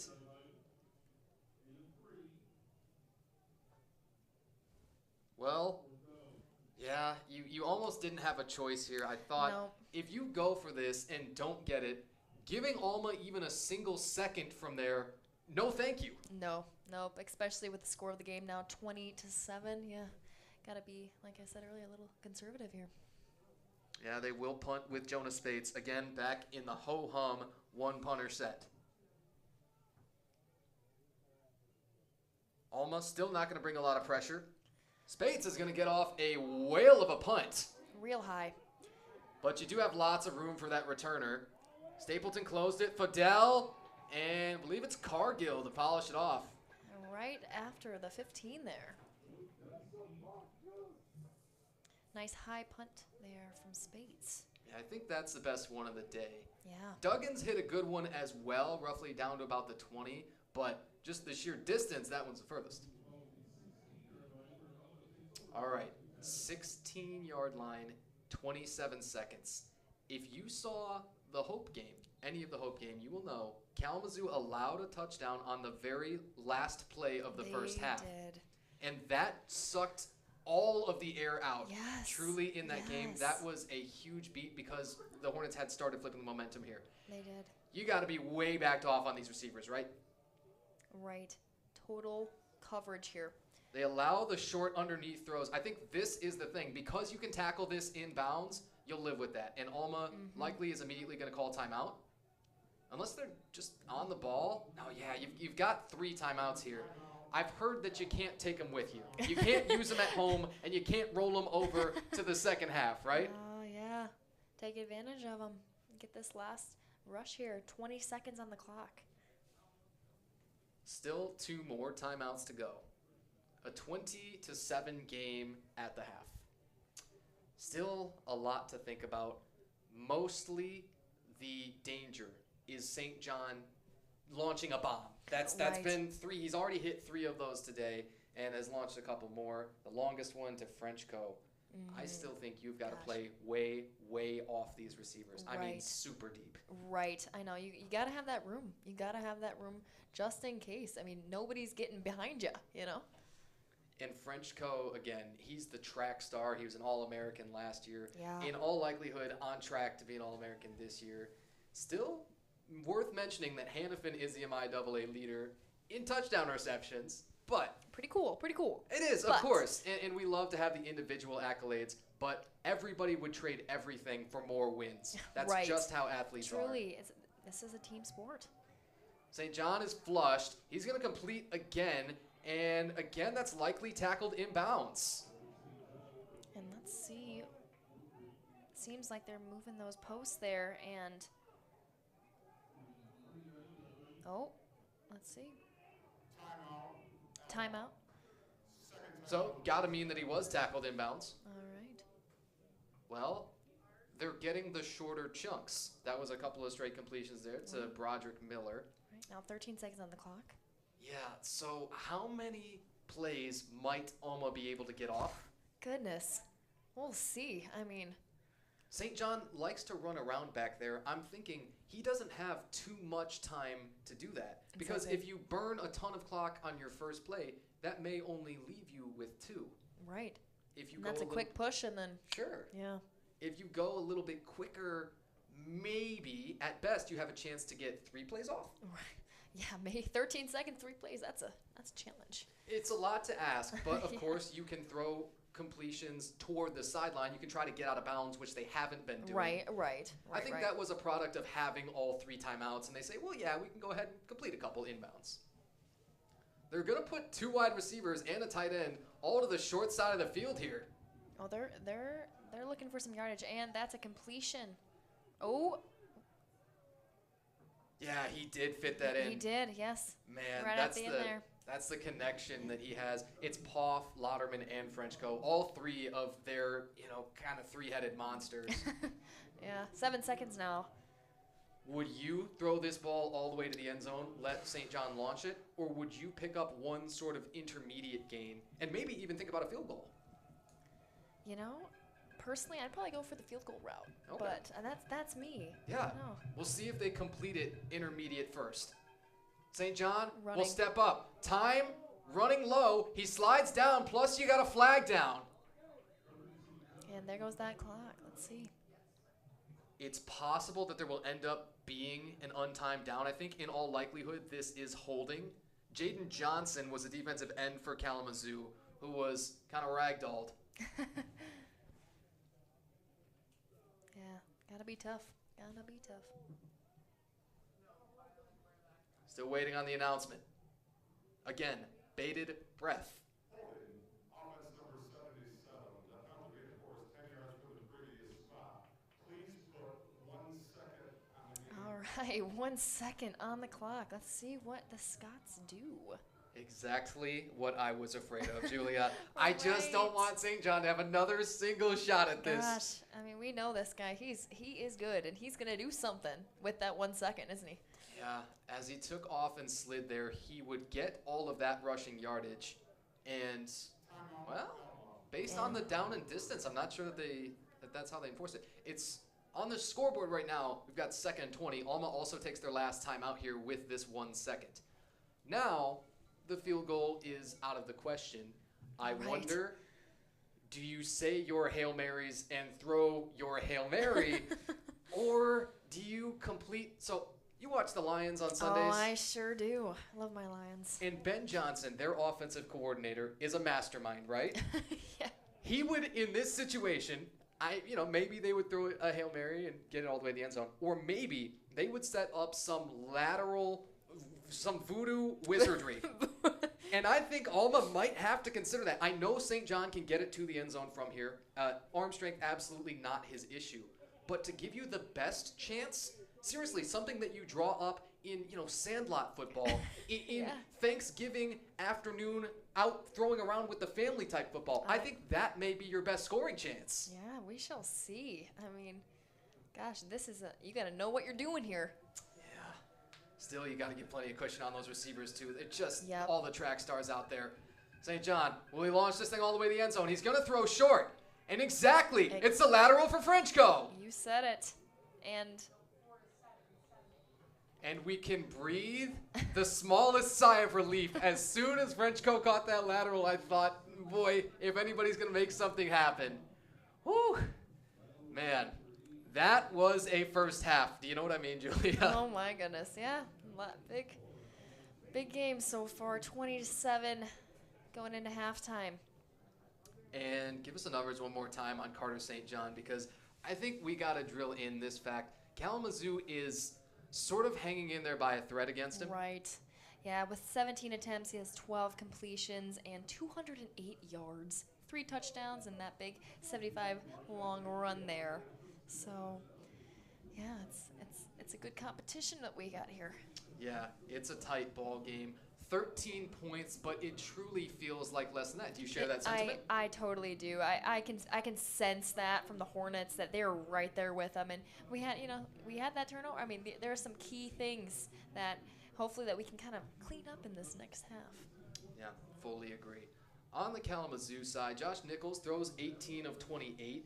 The 1 touchdown to Sheldon Riley out of the backfield, the 1 interception. Just 115 yards so far, but I like to think that that is by design. When he is throwing high volumes, dropping back a ton, and just making reads, throwing guys open, I think they can continue to win with that. It is progressive and, as you've said, somewhat conservative at the same time. I think that's a style that works for them, yes? Yeah, no, you can see that Nichols has a good eye. He's really looking around. He's really keeping his options open, as well as we talked about Bell and Riley, just some of that change and right at the end there with Riley with that touchdown. I mean, we're just looking for some guys that are open. Nichols also the leading rusher right now. That has been a long time coming. And it's funny because everybody wants to keep telling me, oh, Josh is banged up. He's had, this, and this injury and all of this cumulative stress from 5 years. Would you know it by watching him in this half, how he's running around? No, not at all. I know. What game is this back for him? Let's see. He was out for a second there. Yeah, so, he's been in and out of the lineup a little bit. But Dawson Scoopin, the typical backup quarterback, also down. And Zach Metz is going to be the guy up if at any point Josh should step out of this ball game. Correct. Then beyond that, I don't even want to speculate because then, man, you're really down in the depth chart. Yeah. But Nichols is hanging in right now and really looks great rushing the football. 6 carries for 35. He has the long rush as well with the 20-yard run. Indeed, yeah, and he's really stepping outside of those sacks too. It's just squeaking out there. Yeah, and Alma probably thought they were going to be able to finish more of those. Only sacked him once so far. Well, 20-7 ball game at the half. Kalamazoo still got their work cut out for them. Carter St. John still runs one of the most explosive offenses in America. We knew this coming in, people. Exactly. Once again, we got to say thank you for joining us over here. The stats and a recap and all that great stuff will be available at hornets.kzu.edu when this ball game is finished. That's hornets.kzu.edu. Again, thank you so much for joining us. We're going to step out for halftime, and then when we're back, half number 2, a 20-7 ball game. Tanner White and Julia Rambo here from Angel Field in Kalamazoo.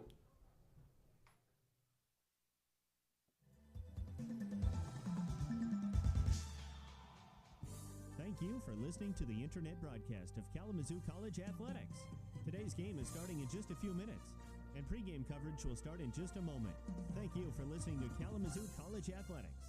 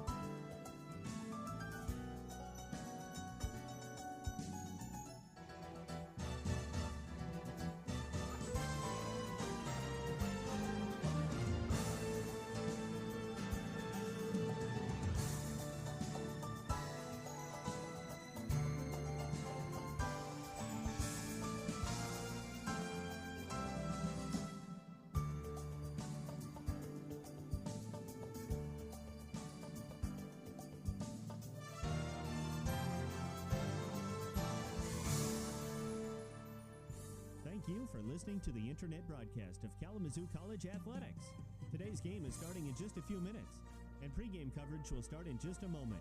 Thank you for listening to Kalamazoo College Athletics.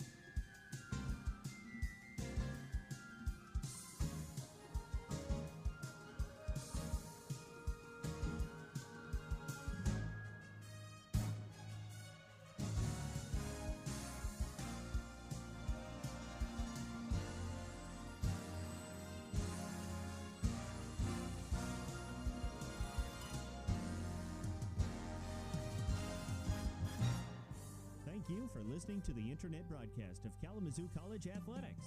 Today's game is starting in just a few minutes, and pregame coverage will start in just a moment. Thank you for listening to Kalamazoo College Athletics.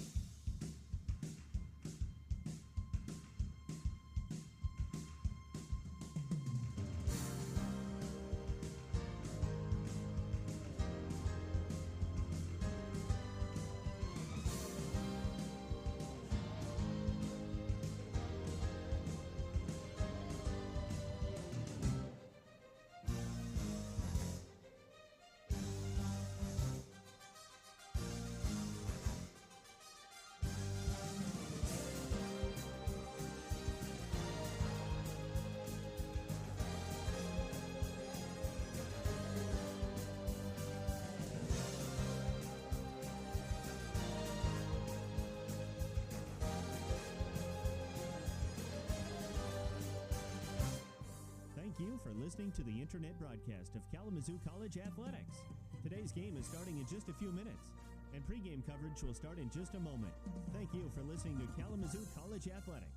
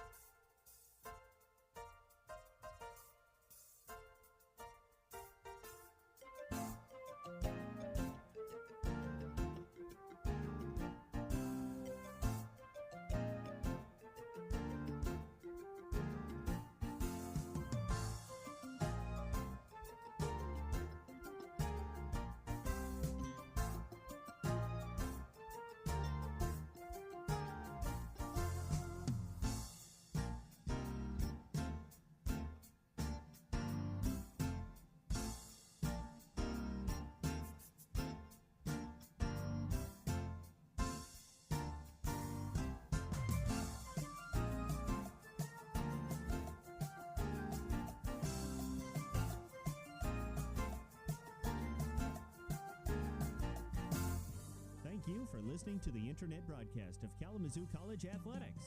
Today's game is starting in just a few minutes, and pregame coverage will start in just a moment. Thank you for listening to Kalamazoo College Athletics.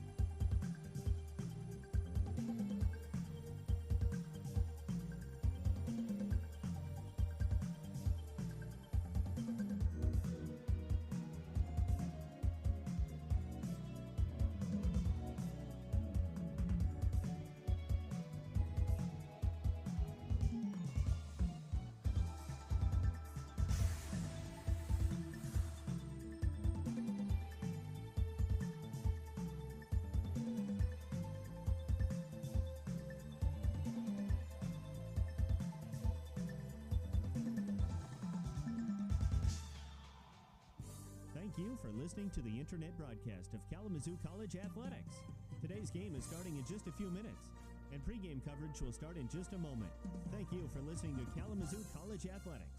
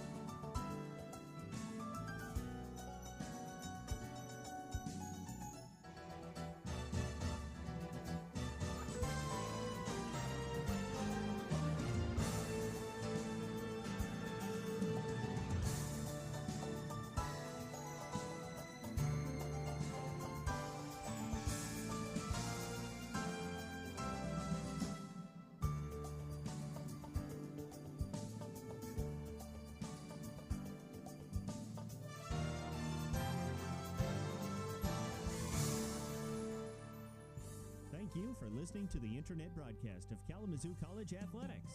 Today's game is starting in just a few minutes, and pregame coverage will start in just a moment. Thank you for listening to Kalamazoo College Athletics.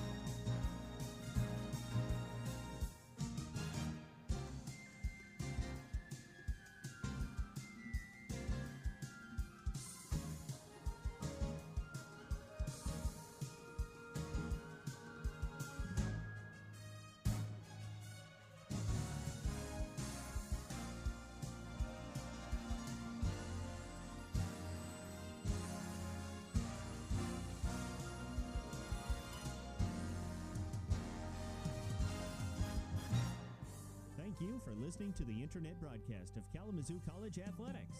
Today's game is starting in just a few minutes, and pregame coverage will start in just a moment. Thank you for listening to Kalamazoo College Athletics.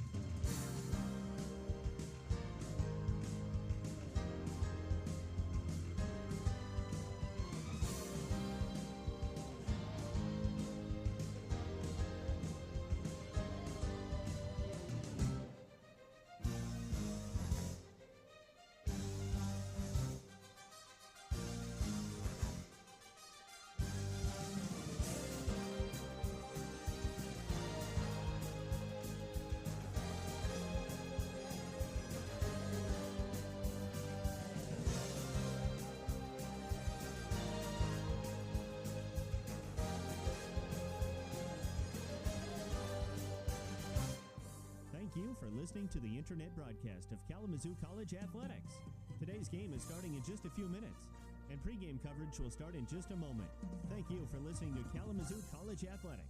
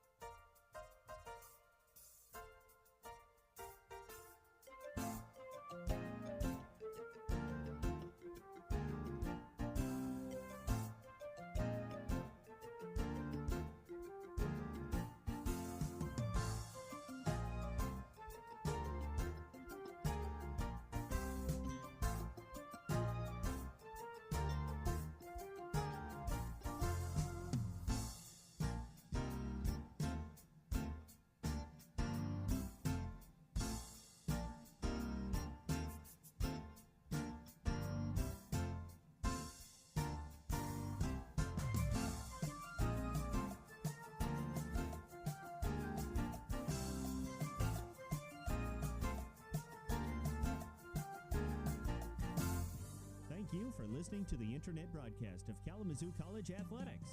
Today's game is starting in just a few minutes, and pregame coverage will start in just a moment. Thank you for listening to Kalamazoo College Athletics.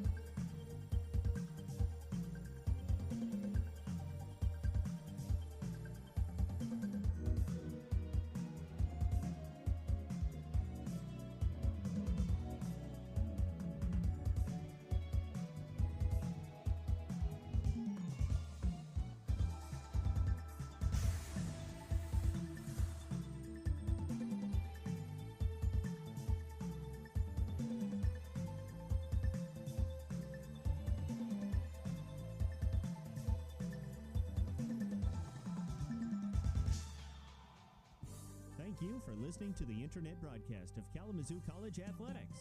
Today's game is starting in just a few minutes, and pregame coverage will start in just a moment. Thank you for listening to Kalamazoo College Athletics.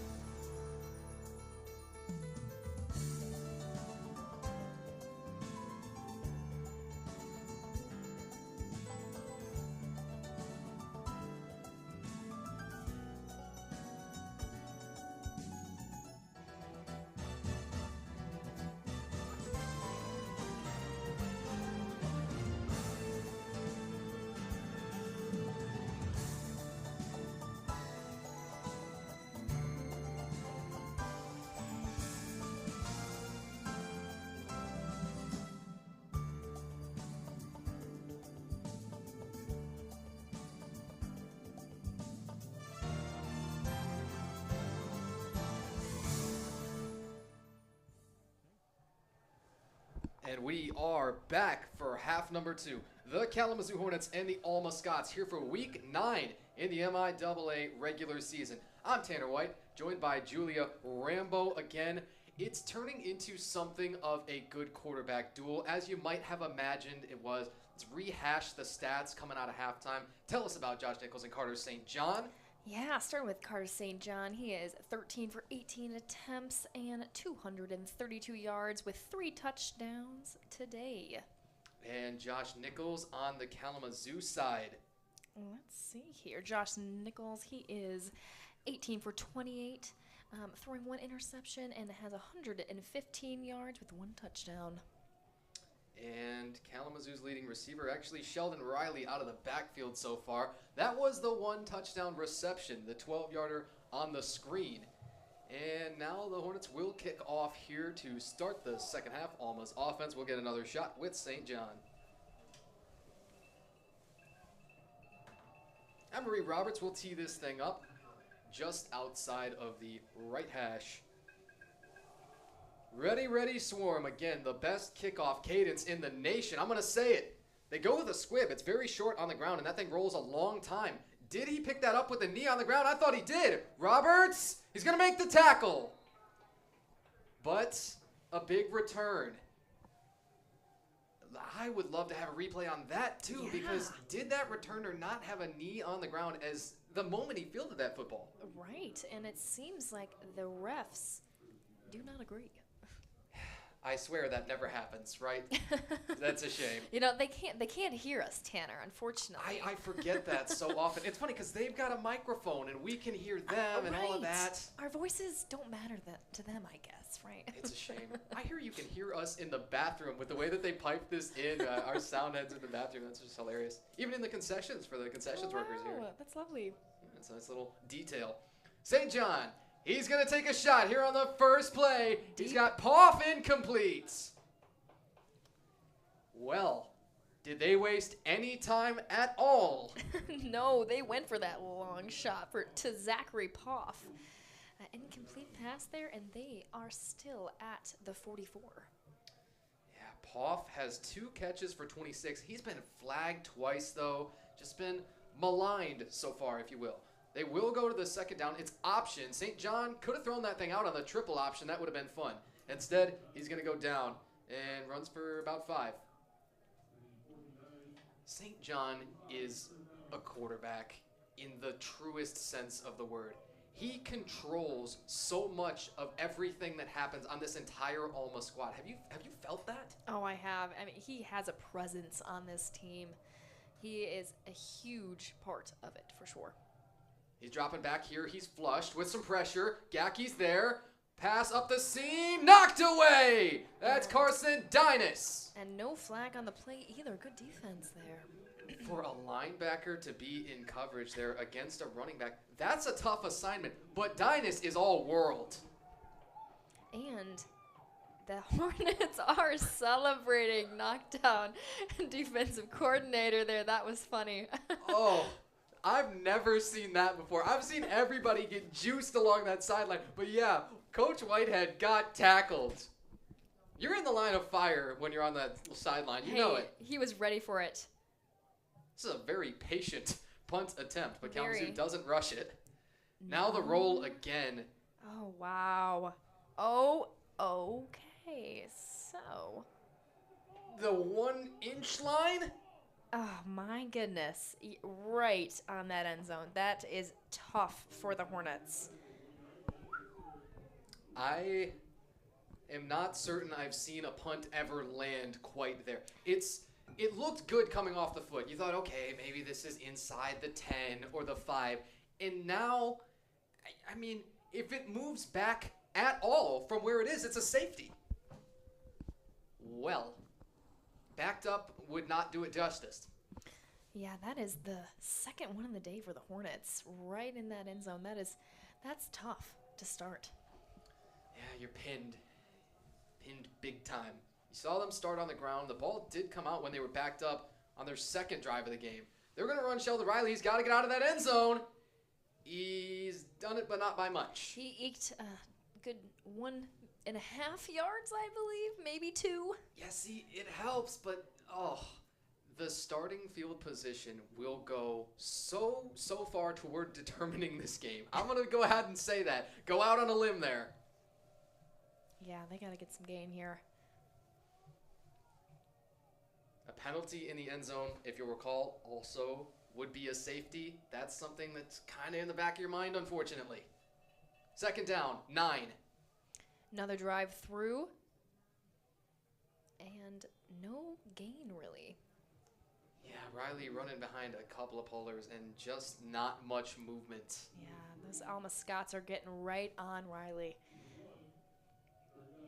Still, you've got the one guy really moving the pile is, Connor Bell on a per carry basis right now, you'd have to say, in the run game.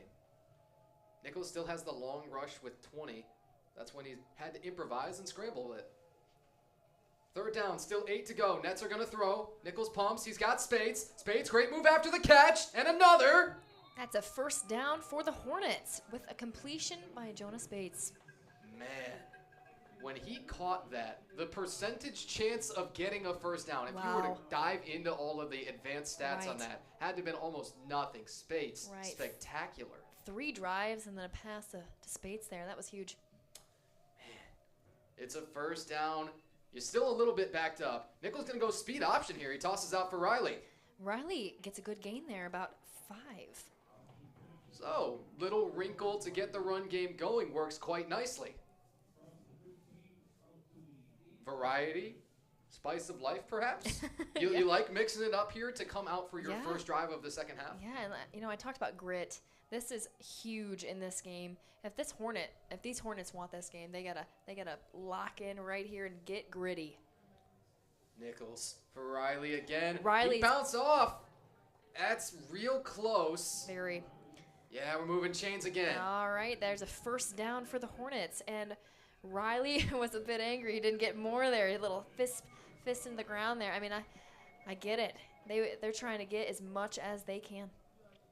Yeah, but it is still consistent, the offense so far. They're not going to go by 30 and 40-yard chunks at a time. No, not at all. Nichols, straight drop back. This is tipped up in the air. It's intercepted. And house call. Wow, that was real fast. Whoa, if you blink, you missed it. If you went for popcorn during halftime for concessions and you came back, you might have missed it. That was a real quick turnaround. Hornets thought that they had a first down, 1st and 10, and unfortunately Nichols threw that interception for a quick tip into Alma scores there, 26-7, seeing about that extra point here. Hernandez looking to add it on. It's Evan Eastman, the defensive end, to get his hand on it. And the kick is good. Man, that thing came off the brick wall there. That had a little extra sauce on it. Yes, it did. That was, yeah. Now we are looking at 27-7. Scots to Hornets here. 11 minutes and 11 seconds into the 3rd period. Well, we take deep breaths and reset again. That's all you can do. Yeah, because your offense gets to go right back out there. Right. That's the one and only positive to giving up a score of that kind. Right, and here we got to see where this punt's going because unfortunately we cannot, Hornets really can't risk having that land right at that end zone there. Yeah, it all started with the field possession. It's not difficult to figure out why that would be a difficult drive. You're starting inside your own 1 yard line. Exactly. I mean, they did get out of it to about just behind the 20 maybe route, and fortunately that wasn't enough. So let's get away from that. Yeah, starts with the kickoff here. Ball is to the left of the middle of the field between the X there and the hash. Hannafin gonna watch it fly and through the end zone, touchback. As you mentioned, there's tons of football to be played. 11-11 3rd quarter. And the Hornets will take it on the 25 to start.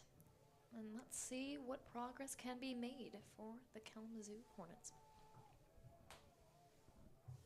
It's a slow trot out there for the offense. I mean, Yeah. extra slow. This is almost extended. But, I mean, you got that play clock. It's not rolling yet. You haven't gotten the ready for play. Right. I know. I think there's definitely a little shift in energy here from the Hornets after that one. So let's see if they can, get that back up, that hype, that energy that they do need if they want this game. Yeah, it's got to start now, this possession. They're going to motion in Clark to the tight end spot. And again, he'll shift over all the way to the other side of the formation. They're running Connor Bell that way. Probably nothing on the first down.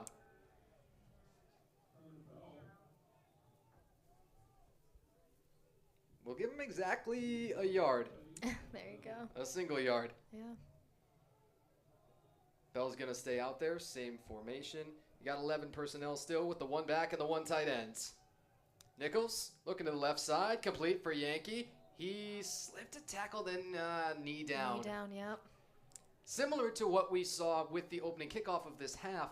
That one is ruled down. I digress, but I think about it and say, arg. If Alma had been a little bit more backed up, with the field position have been different, it's butterfly effect, right? Yeah. Where the tiniest thing in a football game, which you've mentioned multiple times today, it'll just crop up. Right. And let's see, we got 3rd down and 5 for the Hornets. Yeah, lots of 3rd down and mediums. They've been staying out of the long distance situations, which helps. Nichols on an out route for Spates. Incomplete. Yeah, again, it's 4-seam fastballs, and it's changing the eye level. That's great when you're trying to strike a guy out, right? Yeah, right a little on the 3rd downs. Yeah, a little short field there for Jonah. Wasn't able to get quite there, so. He will now punt. Kalamazoo has been reluctant to go back to the 2-punter look.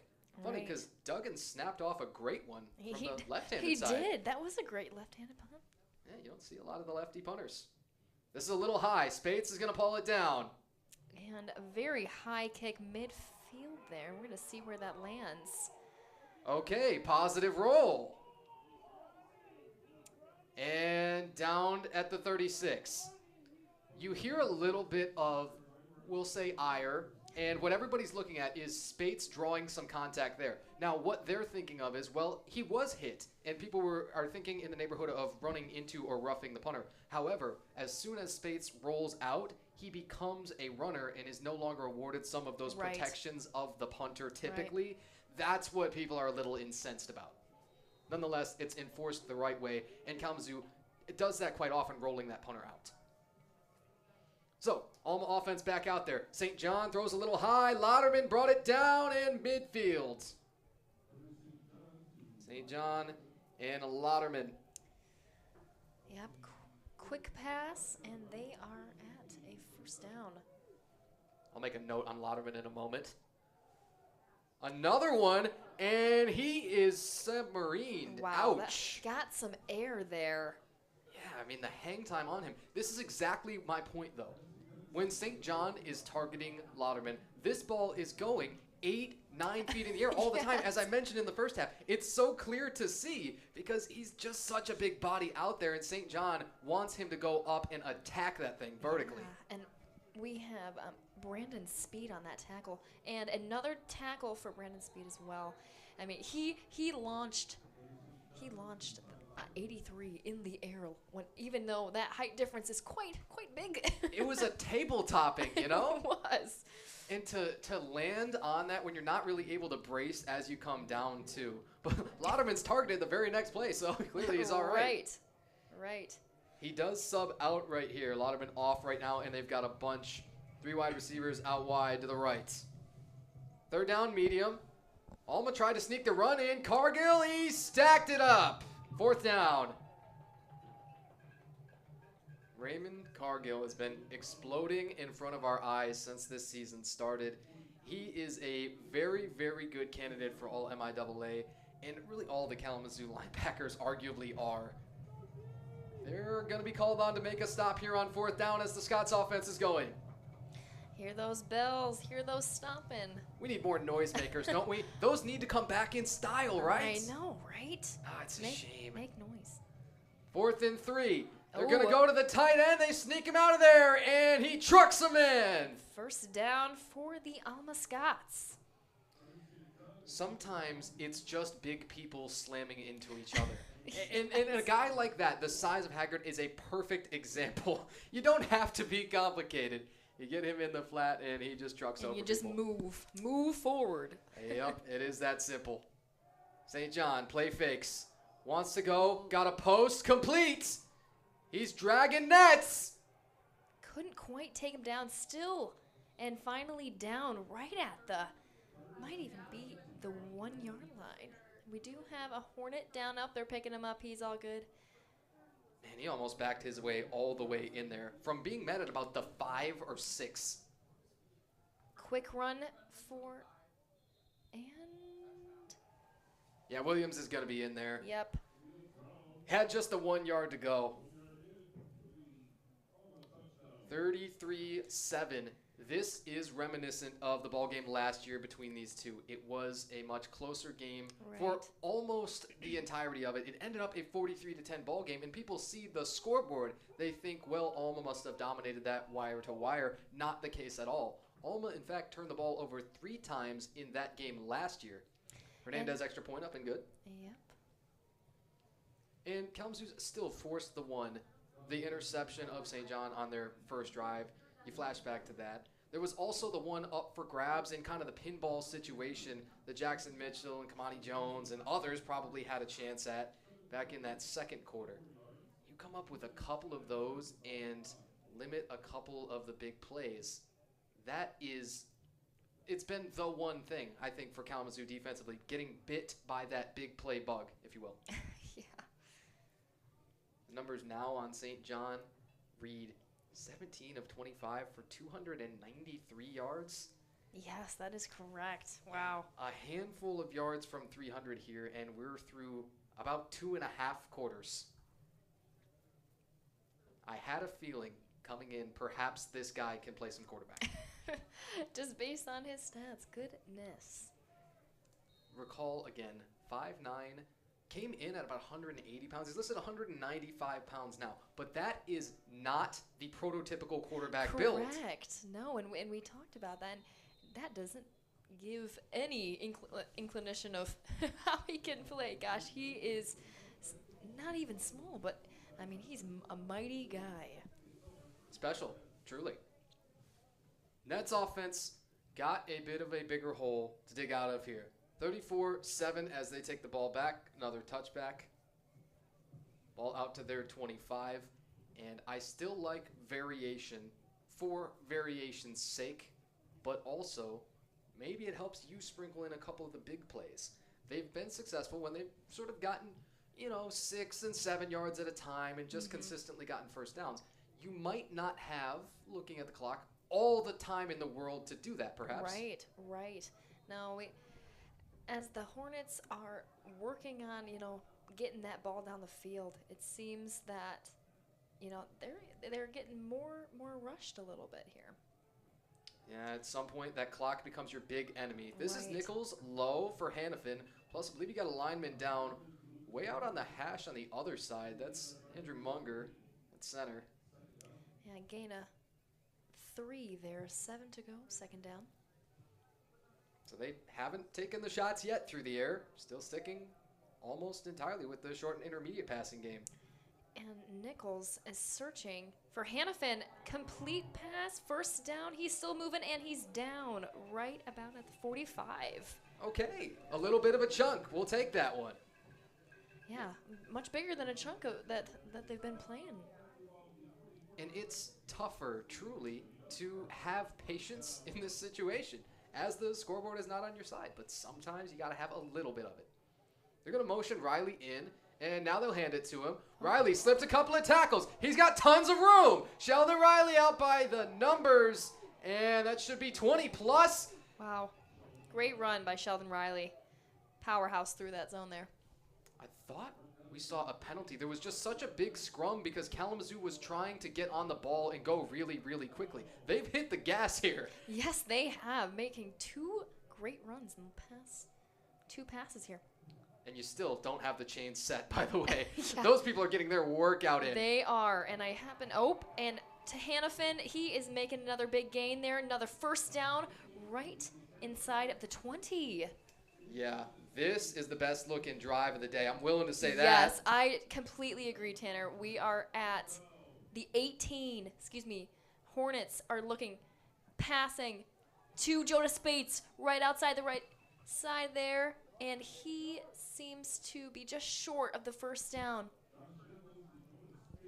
They've thrown those to Spates. They've thrown them to Hool. It is just taking, in a very literal sense, what the defense gives you. If they're going to allow tons of short underneath passes, you got to keep doing it. Right. 3 to go, second down. They'll motion Riley in. Might choose to hand this to him again. Worked last time. And they do, and he is driving through. Take it down. Flag down also at the 10. Well, it's a very similar look, again, to the really good run that Sheldon Riley had. He starts outside at a wide receiver position. And you do have holding up front. So this will come back. But, again, that is another little wrinkle. It's something to think about. When the guy is lined up somewhere, you have one idea in mind of how you're going to play it defensively. Right. Then he motions somewhere else, and you've got to adjust on the fly. Exactly. Acclamation. Yeah. It's John Kurjasic, the offensive coordinator. He's right above us, actually, in the offensive box there. And, man, he has called a fantastic game so far. He's got the offense still moving, but this one penalty should have on about a 2nd and 13.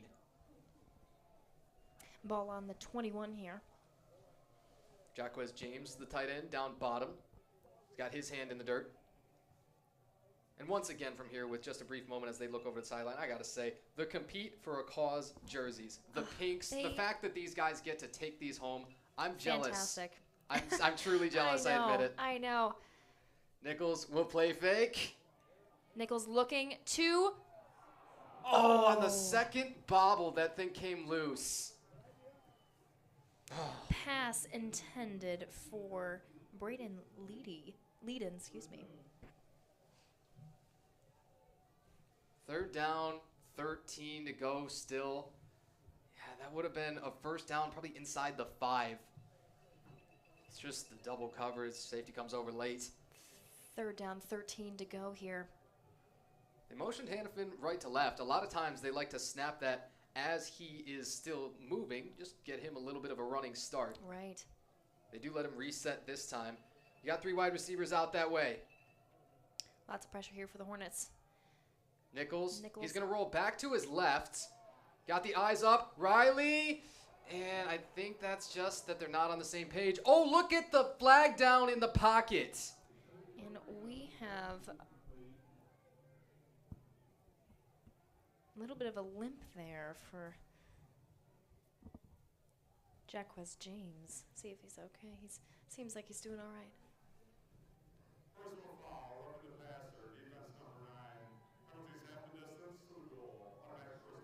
And a monster penalty. Huge. That'll extend the drive. It's a first down, and you heard it's half the distance because of where they are on the field. Right.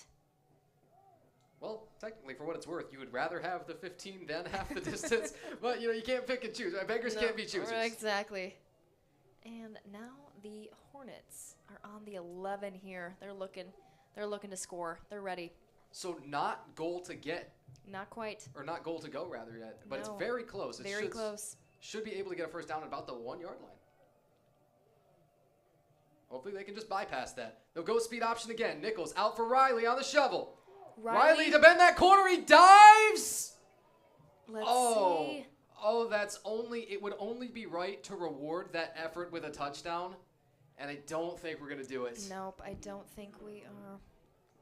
Riley's launched. I mean, that's 4 or 5 yards from the end zone when he takes off there. Oh, just short of the first down, so definitely not in the end zone. And now a 2-back set. And now they shift again. It was Hannafin, the wide receiver, in there at kind of the fullback spot. That could have been fun. They'll run it. Sheldon Riley to get rewarded. Oh, he's in there for the touchdown. And there is a Hornet touchdown. Lots of high fives and joy in the crowd over here. It's funny. You look at where this pile is. Right. I didn't think that had any chance of being in the end zone. I didn't think so either. And apparently maybe he just got his hands in there. Let's see. I think is he the guy at the very bottom of that pile? If that's the case, Sheldon, my hat is absolutely off to you. Gosh. Because the way he finished that run is spectacular, but And- it looks like he is the guy that's down. And unfortunately, yep, trainers are coming out there, Kathleen. Yes, can we take a moment? Oh. Can we talk and expound on the virtues of Kathleen White, head Oh, athletic my trainer? goodness. Now, this woman, she is the jack of all trades. She is our lead lovely athletic trainer for the football team. She has been a fantastic help for all the guys, including several other Kalamazoo College teams. I know she is women's lacrosse and several others, and that she is just a wonderful woman. This is the team, by the way, that spends more time than any other in the training room. Right. I'm going to say, now, it's partly a numbers game. Yes, it's a very large roster Very. nowadays, right? Yes. But it is also because of the sheer punishment this game inflicts upon you. It is Goodness. unavoidable. Many of us who have played, myself included, you will know if you play this game long enough, it will happen. Nobody likes it. Nobody even likes to talk about it, but it is a reality that you face. You know what you sign up for the day Oh, that you yeah. agree to play college football. Exactly. And that is truly with any sport. Goodness. And it seems that Sheldon Riley is still down. Hoping for the best that he is coming out walking. And looks like it may be a leg issue. Ankle maybe. I do want to emphasize that touchdown stood, because it's hard to remember that in all exactly. of this. Yes, but back to the football aspect, as we kind of have to do sometimes. That touchdown is still on the board. It's a 34-13 ball game, and we're still pending an extra point for also what that's worth. And it unfortunately looks like our additional athletic trainer, is moving out there with the carry-out cart. So I do hope for the best for our good friend Riley here. Yeah, this is it's not the scene that you wanted to have No, today. especially for a critical senior player for the Hornets. And to have scored Yes, both touchdowns for the both. day as well. Exactly. Yeah, if this is the end of the day, again, a huge hat tip. And congratulations, Sheldon, but looks like he's going to need help on the cart. Yeah, goodness. And he is not even on, seemingly, that left leg. Coming off on the, what is that called? What would you call that? The gator? The gator. Yeah. Thank you. And everybody's got a different name for it, right? I was like, it's the gator, it's the John Deere, the the tractor. John Deere, the tractor. I almost was going Yeah. to say rover. I'm like, well, that's not it. Oh, gosh, we give lots of best wishes, as very emotional to see. Yeah, Sheldon Riley. Kudos to this guy here. Fantastic. Great friend. Yeah, we shall see. We got to reset, play Yep. the rest of the football game. Exactly. It's always hard to do, but it is your mandate. Again, that's another thing that you know you sign up for. Right. Sometimes guys drop, frankly, like flies around you, and you have to put that out of mind. Here is an interesting decision as well. It looks like Kalamazoo's going to go for 2. They are. They're being aggressive. I love it. Yeah, it's very different to what we've seen. They've Right. called a pretty conservative game to this point. Right. This is you fun. know? I mean, at this point, 34-13. I mean, they're looking for that 2-point conversion. Hammer down. Hannafin goes in motion. Nichols going to have to throw. He's got a man, and it came out too hot, incomplete. And the Hornets will only get +6 on that. I wonder exactly if that was intended for Spates or if it was actually Jacquez James near the end line, because I think you saw James laying out to catch that ball as well. Right. That almost looked like a through to the next. Yeah, Jonah was unable to get that just out of his reach, and then just out of Jacquez James' reach as well. Well, still 3-touchdown ball game. Yeah. Sheldon Riley has left now, but has absolutely made his mark with Sure adding both of the has. touchdowns. Truly, and as a senior, that is it. I cannot imagine what he's thinking right now. Who knows what he's going through, but all we can do is, give him our best wishes, and hopefully it's something that's temporary. Yeah, you still got one more week. Exactly. This is week 9. Week 10, senior day, trying, Yes. and boy, obviously that, you circle that one every year, senior night, being one of the most special, but Kalamazoo's still got a lot of room to make noise here. Right. Robert's kick is drifting towards that sideline. Not what you wanted to see. It will give the offense a little bit better field position. I don't think that they need any help. Call me crazy. No, the Scots do not need any more aid for today, and we will see what the Hornets do for this defense. See about a quick turnaround, see about a score, because we are down to 4 minutes in the third quarter. Yeah. Carter St. John heads back out. He's got the 3 touchdown passes, the 1 interception to Jackson Mitchell.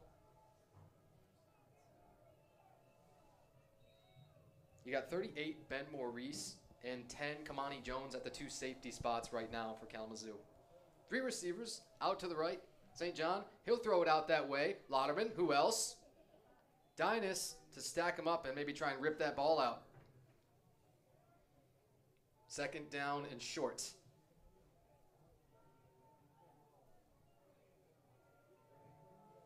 Alma will also go without a huddle here. St. John giving a little audible at the line. He's going to hand off. And that seems as a first down for the Scots. Let's see about it. Correct. Those chains are moving. It's just to get a workout. They're having a cardio game these 2 teams are going up and down the field. Serious. And you know what? The one on the left is my roommate. So I'll hear it from her later. Oh, yeah, of course. This is not her first rodeo, and it can be scary on those sidelines with these big guys coming at you. They're under fire, seriously. She has been knocked down. And there is a gain for the Scots there, 2nd down. Yeah, 8 to 9 probably on the first down. A good run. Now it looks like they're going to have an injury stop. Gosh, I swear, kind of getting deeper in that game. Getting more guys. I mean, obviously, this game is hardcore, brutal, getting beat up, and always sucks to see anybody down. It is the backup halfback, Jordan Williams. He's on the deck right now, rather. Looks like they've actually marked that spot a little bit behind where we originally thought, so they're going to give him roughly 7 yards on that first down carry. Call that insult to injury, right? As you're going down, they actually mark you back a little bit. Yeah. Oh, that hurts. It does. You're like double negative. Gosh. Yeah. And he is up, and he will be walking off the field. Seems like he is okay. So we're not wanting for good news. St. John has a 2nd and short. I think this is an area where they're willing to take a deep shot here because you don't have a lot of yardage to go if it were to get to 3rd down. Right. I don't think you would risk, or you would really be risk averse to a deep shot here. I do agree. We shall see. I often feel like today the Scots are really taking that risk as well, going for those deep shots. They will keep it on the ground, though, just to pick it up. A stumble from Williams. This is going to be close. Let's see. Is he short? And seems like they got that first down. Yeah, chains are moving again. They are now. Let's see where they are. Actually, chains are moving back. And it seems... That's got to be the only time today that this has happened. Yes. Anytime it's anywhere close, they're, hey, come on. It is on... Yes, it seems 3rd down. 1 to go. And we will see if the Scots are able to do it. And in my thinking here, I think they're probably going to do it. Just based on their drives. Yeah, I hear you. It's 1... A yard is honestly too much for this. Oh, easy for Williams. And he is passed and again. First down on the... on the 41. Scott's driving again. 1st and 10 play. They'll continue to keep it on the ground. Williams bounces it way outside. Stapleton, he got him for a loss. Fantastic play by Stapleton. coming around the side there, right from the back.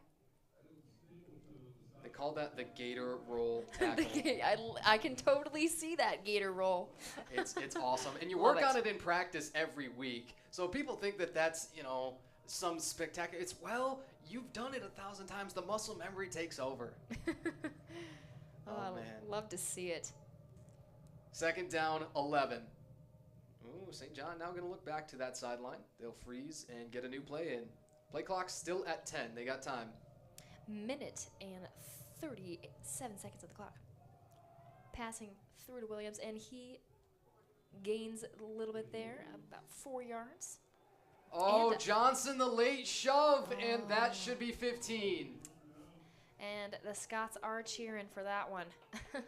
It's one of those where it's right in the face of the official. Exactly. If it were anywhere else on the Exactly. field, I think that would be allowed to be let go, Right. but not right in the face. All right.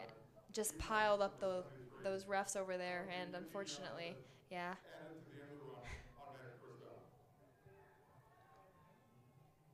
And you can see Jamie Zorbo talking to him there, and you can see words of like, hey, all right, let's do this. You got this. And little tap there and get the next one, And that's what this game's about. Like, recognize your mistake and get right back in there. And, he's taking a moment for himself. You can tell that he's a little frustrated there. But, hey, what you going to do? That happens to everybody. Yeah, you're going to have to get back in there. Jaden Johnson's going to be big to winning this one. St. John will flip it out underhands. Dynas, now a swarm of nets. Call it 3 on the first down run. Now they want to go tempo again with no huddle. They're really pushing it. Now they're empty as well. You keep the one tight end in. 2nd and 7. St. John.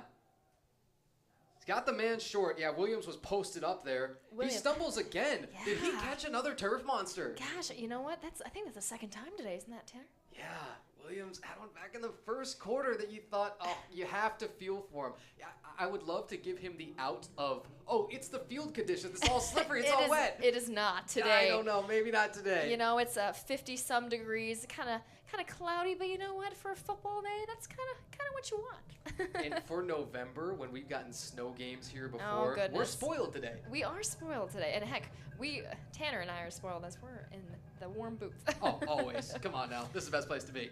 And St. John for Williams. Williams through and still going through, and he is just inside of the 6. Yeah, he slipped Cargill. He slipped another couple of tackles out there. The corner as well, I believe. And this will take it to the quarter. Yep. You always throw up the 4s. You'll see Kalamazoo do this, right, holding up the 4 fingers. It always Right. looks a little bit more funny when you've got the big padded gloves, especially the lineman gloves. It's almost hard to tell what they're doing here. You're like, what is that? Oh, that's a 4. Okay, Yeah. sure. Yep, they're showing you 4th quarter. It's do or die time. Yep. Alma is, they're spotting this ball at the 5 if the scoreboard is to be believed. So that is a goal-to-go situation. It might take a goal line stand right here to keep the Nets in it. How do they get it done? We shall see. 15 minutes left. You're putting everything you got on the field here. As they have been the whole game, but truly, if you want it, and I know they do, but this is the time to show it. Alma, when we break, we'll have a 1st and goal from the 5-yard line. Been running the ball more effectively. Haven't had to force it downfield with St. John in this quarter near as much. Still, he's over that 300-yard mark. Usually that one that you sort of pick that out as this is an excellent passing game. But recall St. John's 2nd in the nation in total yardage a game. Goodness. So it's right around his season pace, which is easy to forget, right? He is simply special. Right. 305 yards for St. John, and 171 for Josh Nichols today. And unfortunately, we've seen a lot more ball on the Alma side as well. I wanted to talk about time of possession. I'm so glad that you mentioned that. Alma just dominated that quarter. The total time of possession, believe it or not, is still in favor of Kalamazoo. It's actually over 25 minutes for the Hornets, and Alma at 21:44-ish. You wouldn't have thought that. Right. But it was, Alma clearly won it in that quarter, in the 3rd quarter. Correct. Yeah, that was, this, like I said, this last quarter, it truly is. And we're lining up quick on the 6 there, and they're pushing through Williams, and only a gain, about a 1 there. Stapleton fell in. Again, I got to go into the D-line film room a little bit. Stapleton's an outside linebacker there, but his bend and chase on that play is fantastic. It means with a run that is, as you're coming off the edge and a run is going inside of you, you bend as hard as you can down that offensive line. You scrape tight to the guy's butt, and you make that tackle with a very, very tight angle coming down the line of scrimmage. Gosh. They're right back to it. St. John keeps, and nobody's home. Wow, that was a trick play. Goodness. Excuse me, they have snuck in the backup quarterback, Davin Reef. Wow. Of all the things I expected, first of all, I wouldn't expect St. John to come out of this ball game ever. Right. But second of all, in such a crucial situation. Yeah.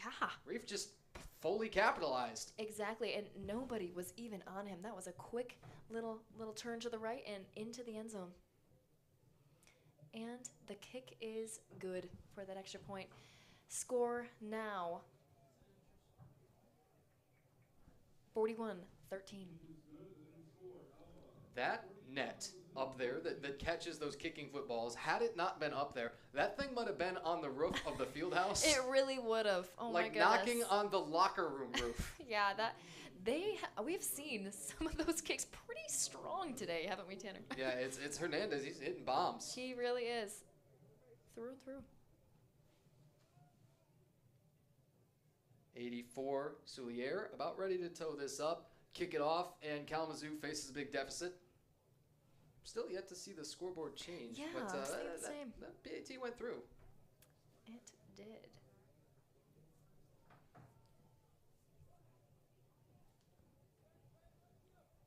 Hornets with 2 deep returners. They've got Tyler Houle and Lucas Hannafin. Yes, Tyler is my neighbor, so I get to see him a lot. It's kind of cool to get to know these guys and see how well they're doing. Houle has got to get some more targets in this 4th quarter, right? As Hannafin lets this one go out of bounds, that's going to help. And there's a flag on the play. Let's see what that is.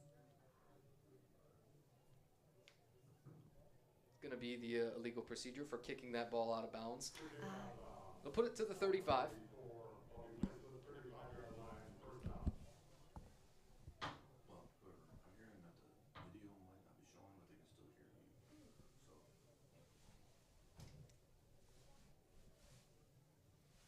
Offense gets pretty decent starting position here with the 35.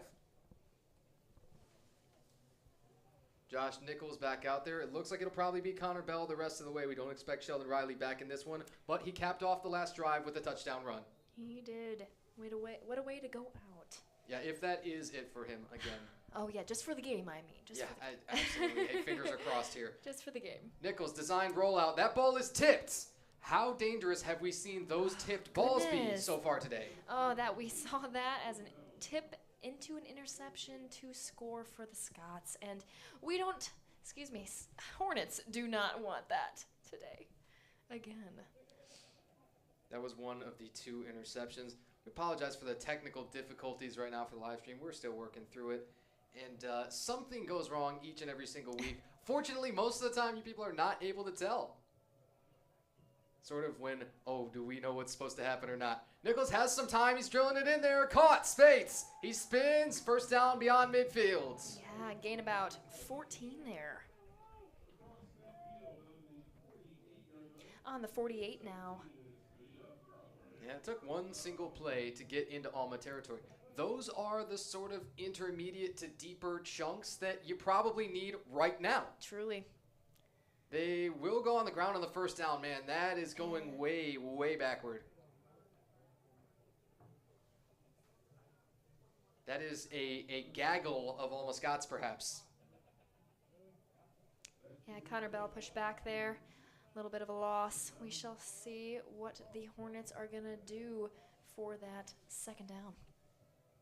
The tight end is off to the right side now on the line of scrimmage. You got 3 wide receivers to the left in trips that way. Nichols, designed rollout that way. He's going to stop, throw it back, and that was read perfect. That could have been a house call the other way. Yeah, I don't know where we were headed for that for Josh Nichols, looking over on back, moving left and going back right. You sort of automatically breathed that sigh of relief because you saw what I saw, right? Oh, I did. Where Nichols, maybe at the QB spot, becomes the only guy who would have a chance to chase that down. Right, and that's a quick return. Third down, about 11 to go. Nichols pressured quick. He's going to chuck it up and into the desert.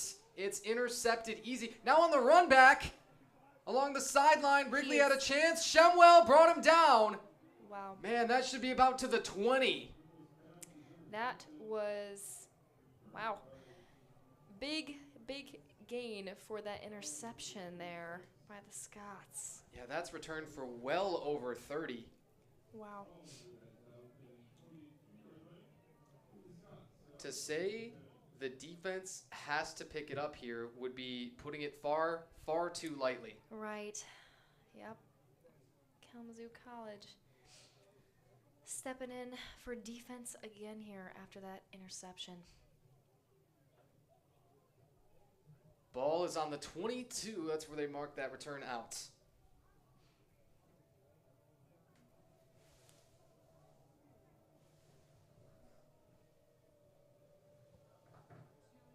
The motion to tight end. Now they'll hand off. You still got the backup quarterback Reef in there. Yeah, interesting. And when he came in and first carried the ball, again, I was surprised, but I suppose this isn't blowout territory. That's the thing that I was surprised about is this has been a tight ball game. I really didn't expect to see St. John come out, but maybe you're going to entirely take the air out of the ball and stick with the run game hard. Here they will go underneath for the tight end. This is probably a loss. That's Mitchell. It's just another interesting beat in the ball game now. You wonder, did anything happen to St. John that we're not aware of? Yes, exactly. That could be huge for their, possible postseason hopes and things. If they win out, Alma would be 8-2, and their only losses to nationally ranked teams. And that is impressive. Well, it's time for the Davin Reef legacy drive for them, as it were. Third down, 4 yards to go. Gonna motion the tight end. He play fakes. He's looking that way to the tight end. It's caught! Wow, fantastic catch. And a little dance there by 45. Yeah, he climbs the ladder, and he's got hang time for a big fella. Miles Haggart on that touchdown receive. They're gonna go with the extra point again.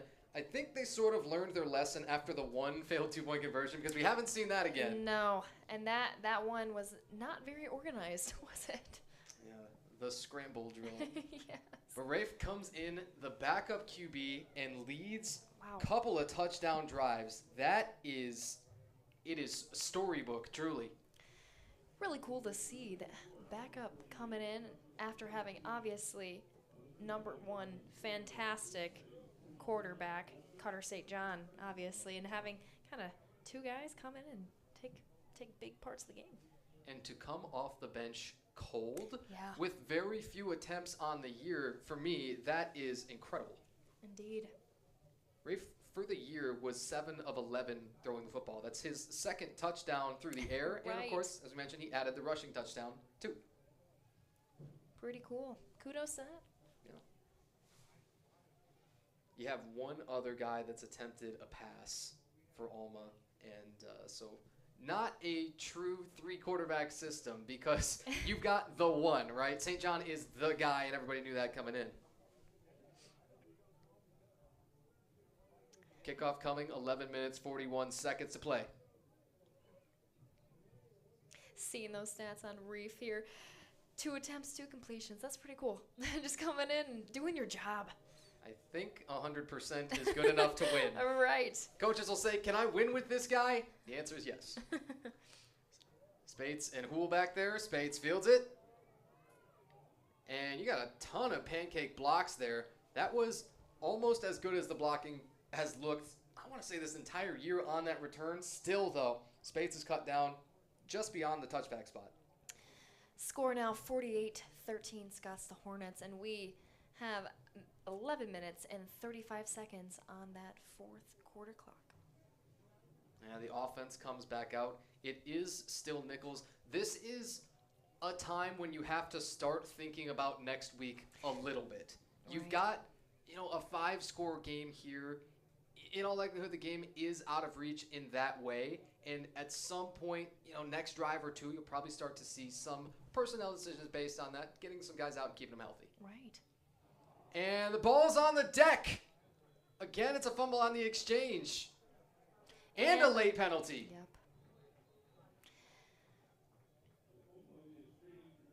All right, well, your guess is as good as mine, Julia. And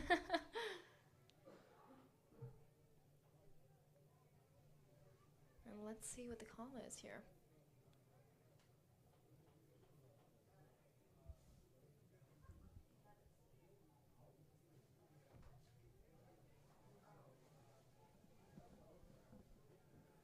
Yeah, we have oh, here we go.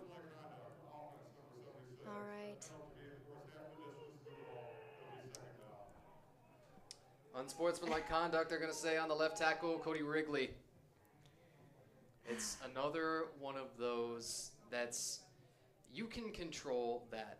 People, you understand how the emotions of a football game play out. You understand that the frustrations build and all of that. And yet, this is the time to really show your composure. And Kalamazoo hasn't quite been able to do that yet so far. As they're really backed up, it's about 21 yards to go on the second down.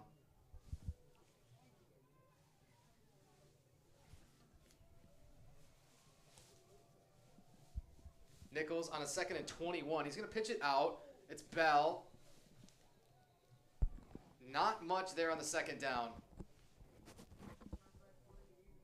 Another 3rd and long. Those have been racking up a little bit more as the penalties have kind of creeped up there as well. We are so sorry for the technical difficulties with our camera of the game. Unfortunately, we are working on getting that back up for you guys. Trying to give you the best play-by-play from our look of the field. Yeah, something every single week, right? Yeah. And it's just always going to be that way. You can't predict it no matter how well you think you can.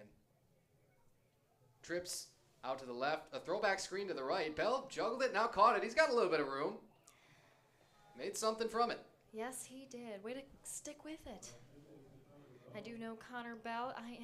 He is a physics guy, but I am currently working with him as his TA in chemistry. He's just like, yeah, I'm going to get that one in. So kind of fun to, see these guys in class. And he's a hard worker, I will tell you that. And as we see there, he just pushed through and completed that pass. It's pretty cool.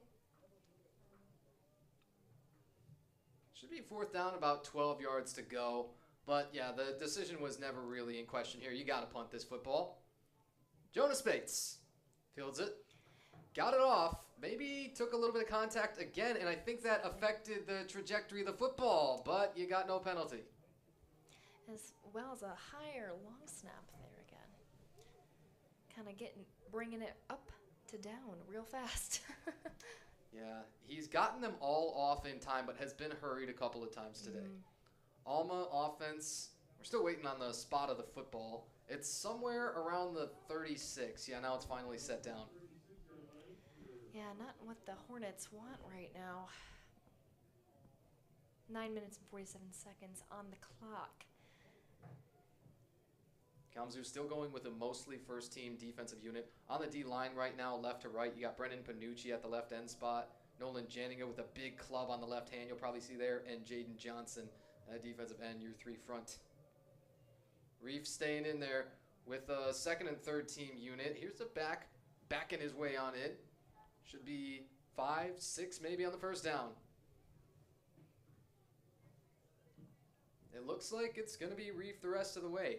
Again, I'm still looking for St. John on the sideline there. I would love to know if something has happened to him or if it was simply a decision based on where the score was in the situation. Exactly. And I'm thinking more the latter, getting this guy some time. He's probably, looking for that extra time himself.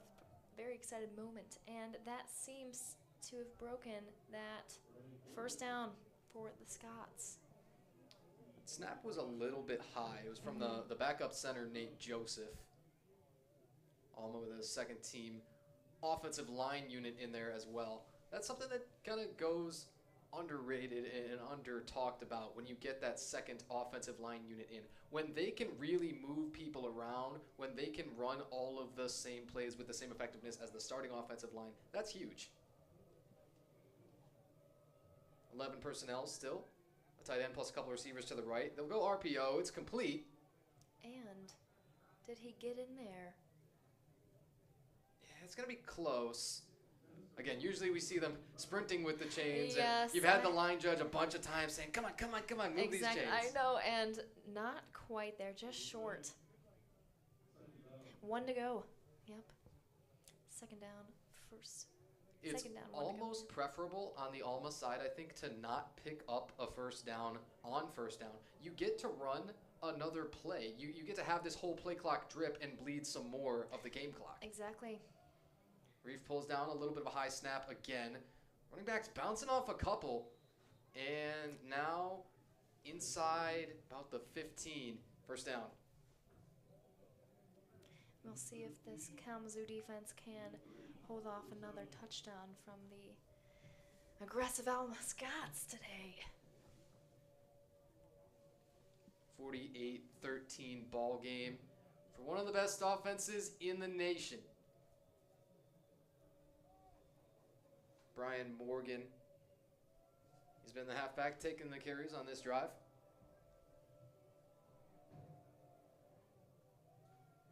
They'll give it again for Morgan. He bounced it to the right with a great vision.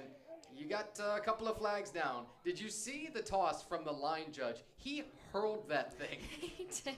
He's standing on the sideline, and that flag gets almost to the hash. It did. Do you need a third string quarterback? We'll see how they enforce it. So, it is a holds. They'll back him up. That is the backup tight end, Overway. 7 minutes, 10 seconds on the clock here. 20 to go for the Scots. I think there is a good, at least a non-zero chance that Zach Metz comes out at quarterback on the next offensive series for Kalamazoo.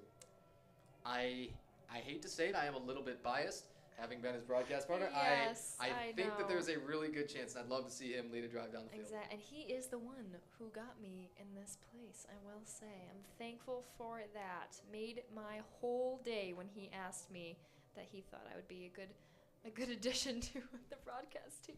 Sure. Reef on a keep, and he's trying to truck people. Ooh, that is a late toss, too. It's a Marion Hall on the stop.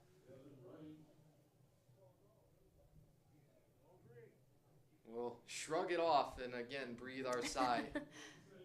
I've just held my breath with the way that the penalties have added up a little bit, and Right. some of that have been the frustration-related dead ball penalties, the unsportsmanlikes and things. Right. Those really hurt.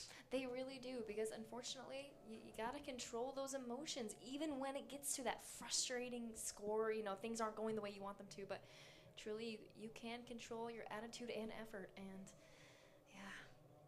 I know coaching's got to be in your future, Julia, with the way that you said it. I'm sorry. Oh, the pitch out for Morgan. Stapleton got him for a big loss. Wow. Stapleton is heating up. He's not the huge, well-kept secret. He has been an outstanding contributor for a long time now, but just the second half of this game with the tackles for loss, the way that he covers ground literally sideline to sideline and is still popping people in a game that right now is kind of out of hand, that means a lot. Yeah, Stapleton has a solo 5 tackles on the game today.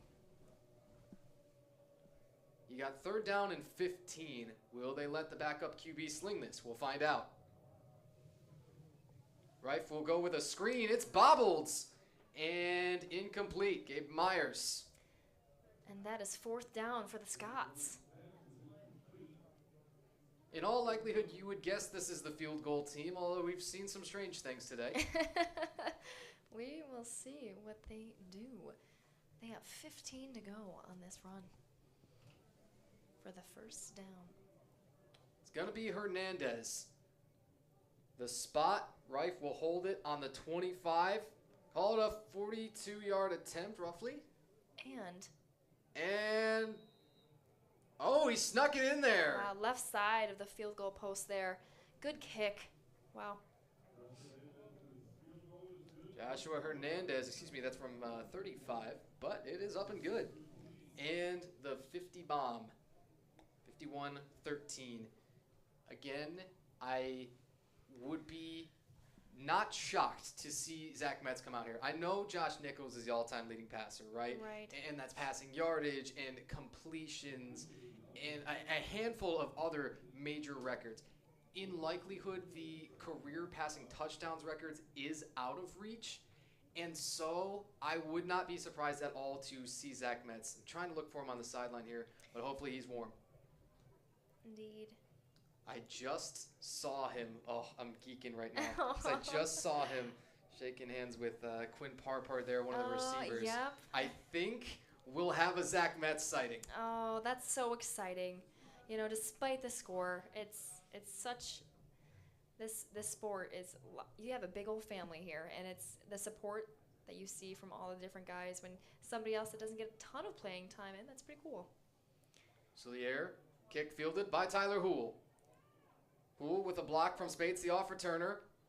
Cut, now he's stacked up, and you got a big sort of a pile drive right around the 25 at the hash. It was far enough away from the return to be concerning. I thought that we might see the late penalty there.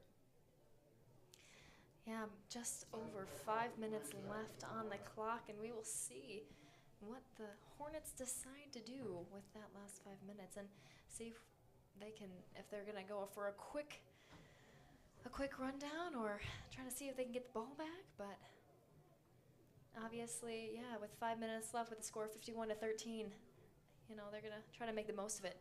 What we do know is it'll be Zach Metz leading them out on this drive. Exciting. They'll start with the run. See, here I thought, because it's Metz, because it's a guy who's still looking for that first touchdown pass, we're going to sling this thing from play one. We're going to have him take a shot and see how far he can throw it. Yeah. I think that's very much in the playbook on this drive. You got to have that in mind. Oh, man, he's barking orders. Metz to take control out there. Love to see it. Exciting for him. Trips. Metz rolls that way. Got a little bit of time. Got a flag down. Held on to it. Crunched. It's a great snag, by the way. Out of bounds there. It was the tight end, Austin Hamilton, that hauled that one in. Unfortunately, I don't think that one counts. Darn. And you got the penalty still to be assessed here.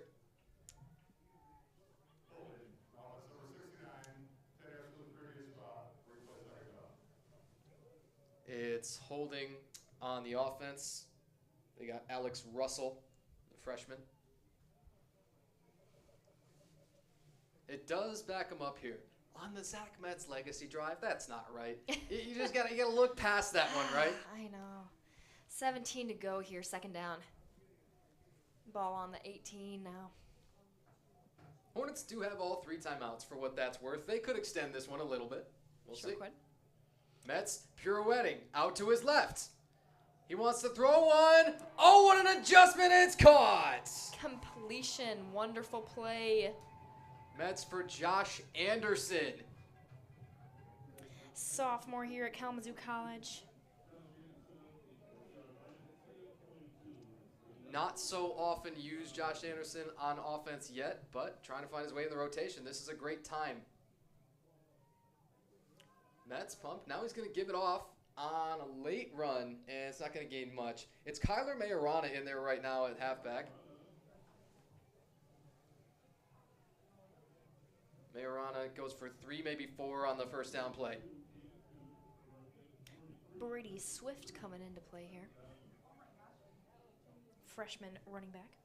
Yeah, they continue rotating guys through. Jeremy Ardashai, he's now the number 2 receiver over to the left here. Trips left, tight end right. Metz will pitch out for Swift. Swift made a cut inside and not much there. Call it maybe a gain of 1, maybe none. No gain on that run there. Mets to get him back to the line. The Nets are still going without a huddle. 3 receivers to the field. You had some early movement. Munger had the choice to snap that, declined to do so. Now the Nets will look to the sideline, get a new play in. Braden Ledeen, the one signaling it in. He's got the blue hat. Yes, I love those. Oh yeah, those stick out. They're fun. They sure do. Gotta see those plays.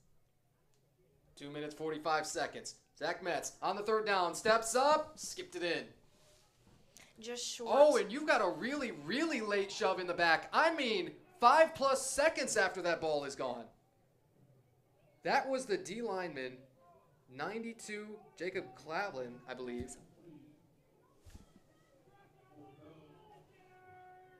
Yeah, Claflin, I just don't know what's going on there. It does look like the punt team is out here.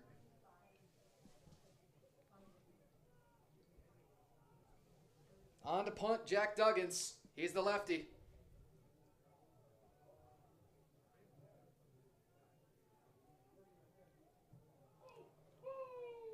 Duggins bombs it. That roll headed down to the 1. Touchback.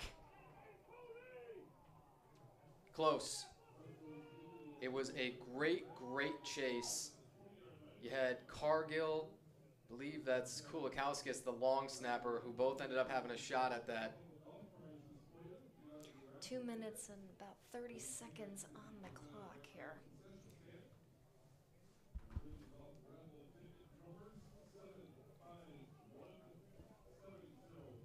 We got the 50-50 raffle being announced.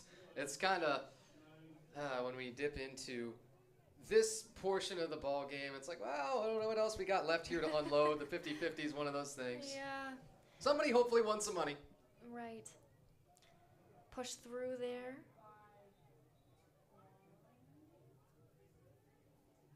See, as this pile clears. Was that Williams there? No, I don't think it was. Yeah, you got a lot of backs rotating through right now. Looks like you got 20 Braylon McDonald. And the 2-minute timeout upcoming.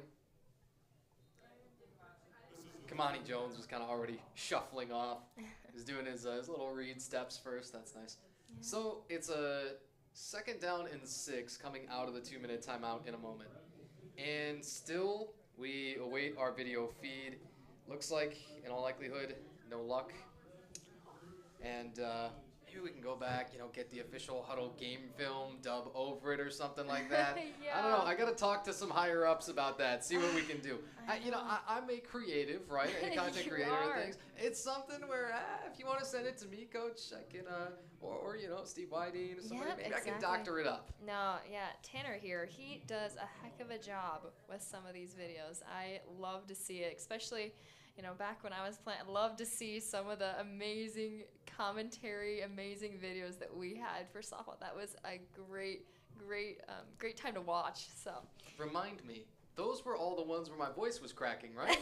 Come on. I don't remember specifically, but who knows? Yeah, thanks for being nice. Well, out of this 2-minute timeout in a moment. Yeah, just touching on Compete for a Cause. I also am on the board for our Student Athletic Associative Committee, and we love to donate to these programs, and we have a little bit of gain for Alma Scott's there. 3rd down. And it's just not a single penny goes to Kalamazoo College. Each team decides what organization they want to donate to, and it is amazing because I've been working them, and we're coming in at least around $200 for these organizations. You are able to buy a Kalamazoo College T-shirt if you're spending $10, and all that money goes to these organizations. So if you haven't already, please consider donating to the West Michigan Association of the Cancer. Let me find that actually. Let's see, it's Cancer. West Michigan. Let me find that exact name for you. Yeah, as they pitched out the run there, this should be enough for the first down. And they're probably going to be able to kneel it out here. You wonder if they'll be able to resist running one play from scrimmage, or if we'll head to that best formation in football, victory formation. We'll find out in a moment.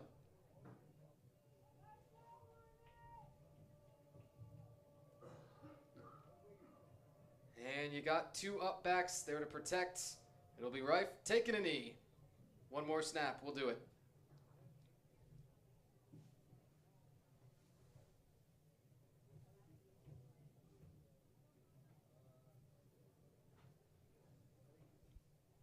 Clock shows about 35 seconds. They're plenty clear and able to take the knee right now and run it out.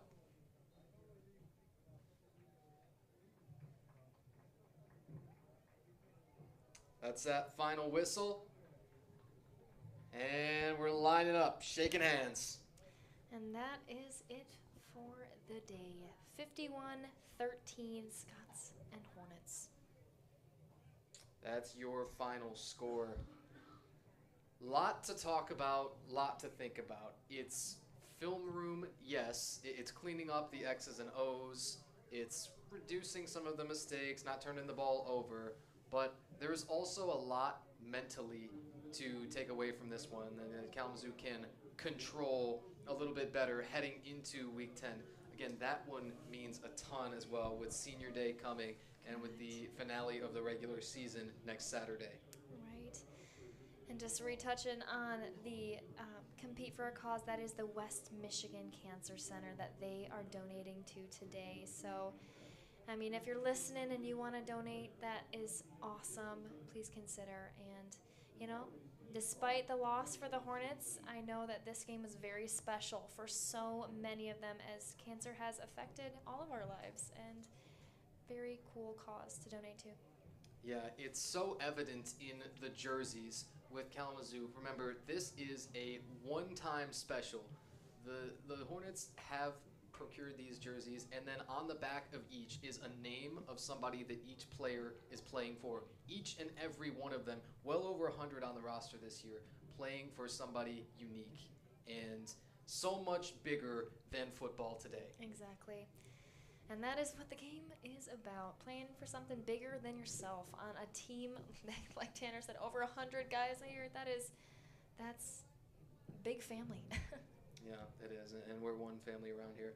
For all of our family who have joined us for the day and who have stayed with through our, well, numerous technical difficulties, we do thank you. We'll give a brief stat recap here. Carter St. John lit it up through the air. The vertical passing game was on display. His first long touchdown to Frenchco was 75 yards. He finished the day before the fourth quarter was over, which we were kind of surprised about. 19 of 27. 3 touchdowns, threw the 1 interception to Jackson Mitchell. And then Devin Rife, the backup quarterback, goes 4 out of 5, throws for a touchdown, runs for a touchdown. Ty Lauderman, their leading receiver, goes 7 catches for 98 yards with 2 touchdowns. On the Kalamazoo side, Josh Nichols, 26 of 42 throwing, had the 1 touchdown, ended up with the 3 INTs. Got smacked around a little bit in that second half. And then Zach Metz came in, led a drive for a little while. That 1 long completion to Anderson went for 23. Lucas Hannafin, the leading receiver for the Hornets, 7 for 59. Sheldon Riley, it is my huge takeaway, scores both of the Kalamazoo touchdowns, 1 through the air, 1 on the ground. Then departed. Sheldon, we cannot thank you enough for your service. And, again, we won't speculate beyond this week, but 1 more week for the season, for the legacy, for the history, and for all of this group of seniors. Be sure to join us next week, Saturday, 1 p.m., the Trident Thunder coming into town to wrap up the regular season. All good? All good. All right, Julia, thank you once again for joining me. You have picked a good one, not in the way that we wanted, but truly a fantastic football game and exciting football game. Right. And again, I thank you. Oh, well, thank you for having me. And hey, I hope I did okay out there, whoever's listening, because this was my first time on the air for football. So thanks for having me. Absolutely. It's been a pleasure, everybody. This is Angel Field. I'm Tanner White. She is Julia Rambo. And thanks once again for joining us here in Kalamazoo.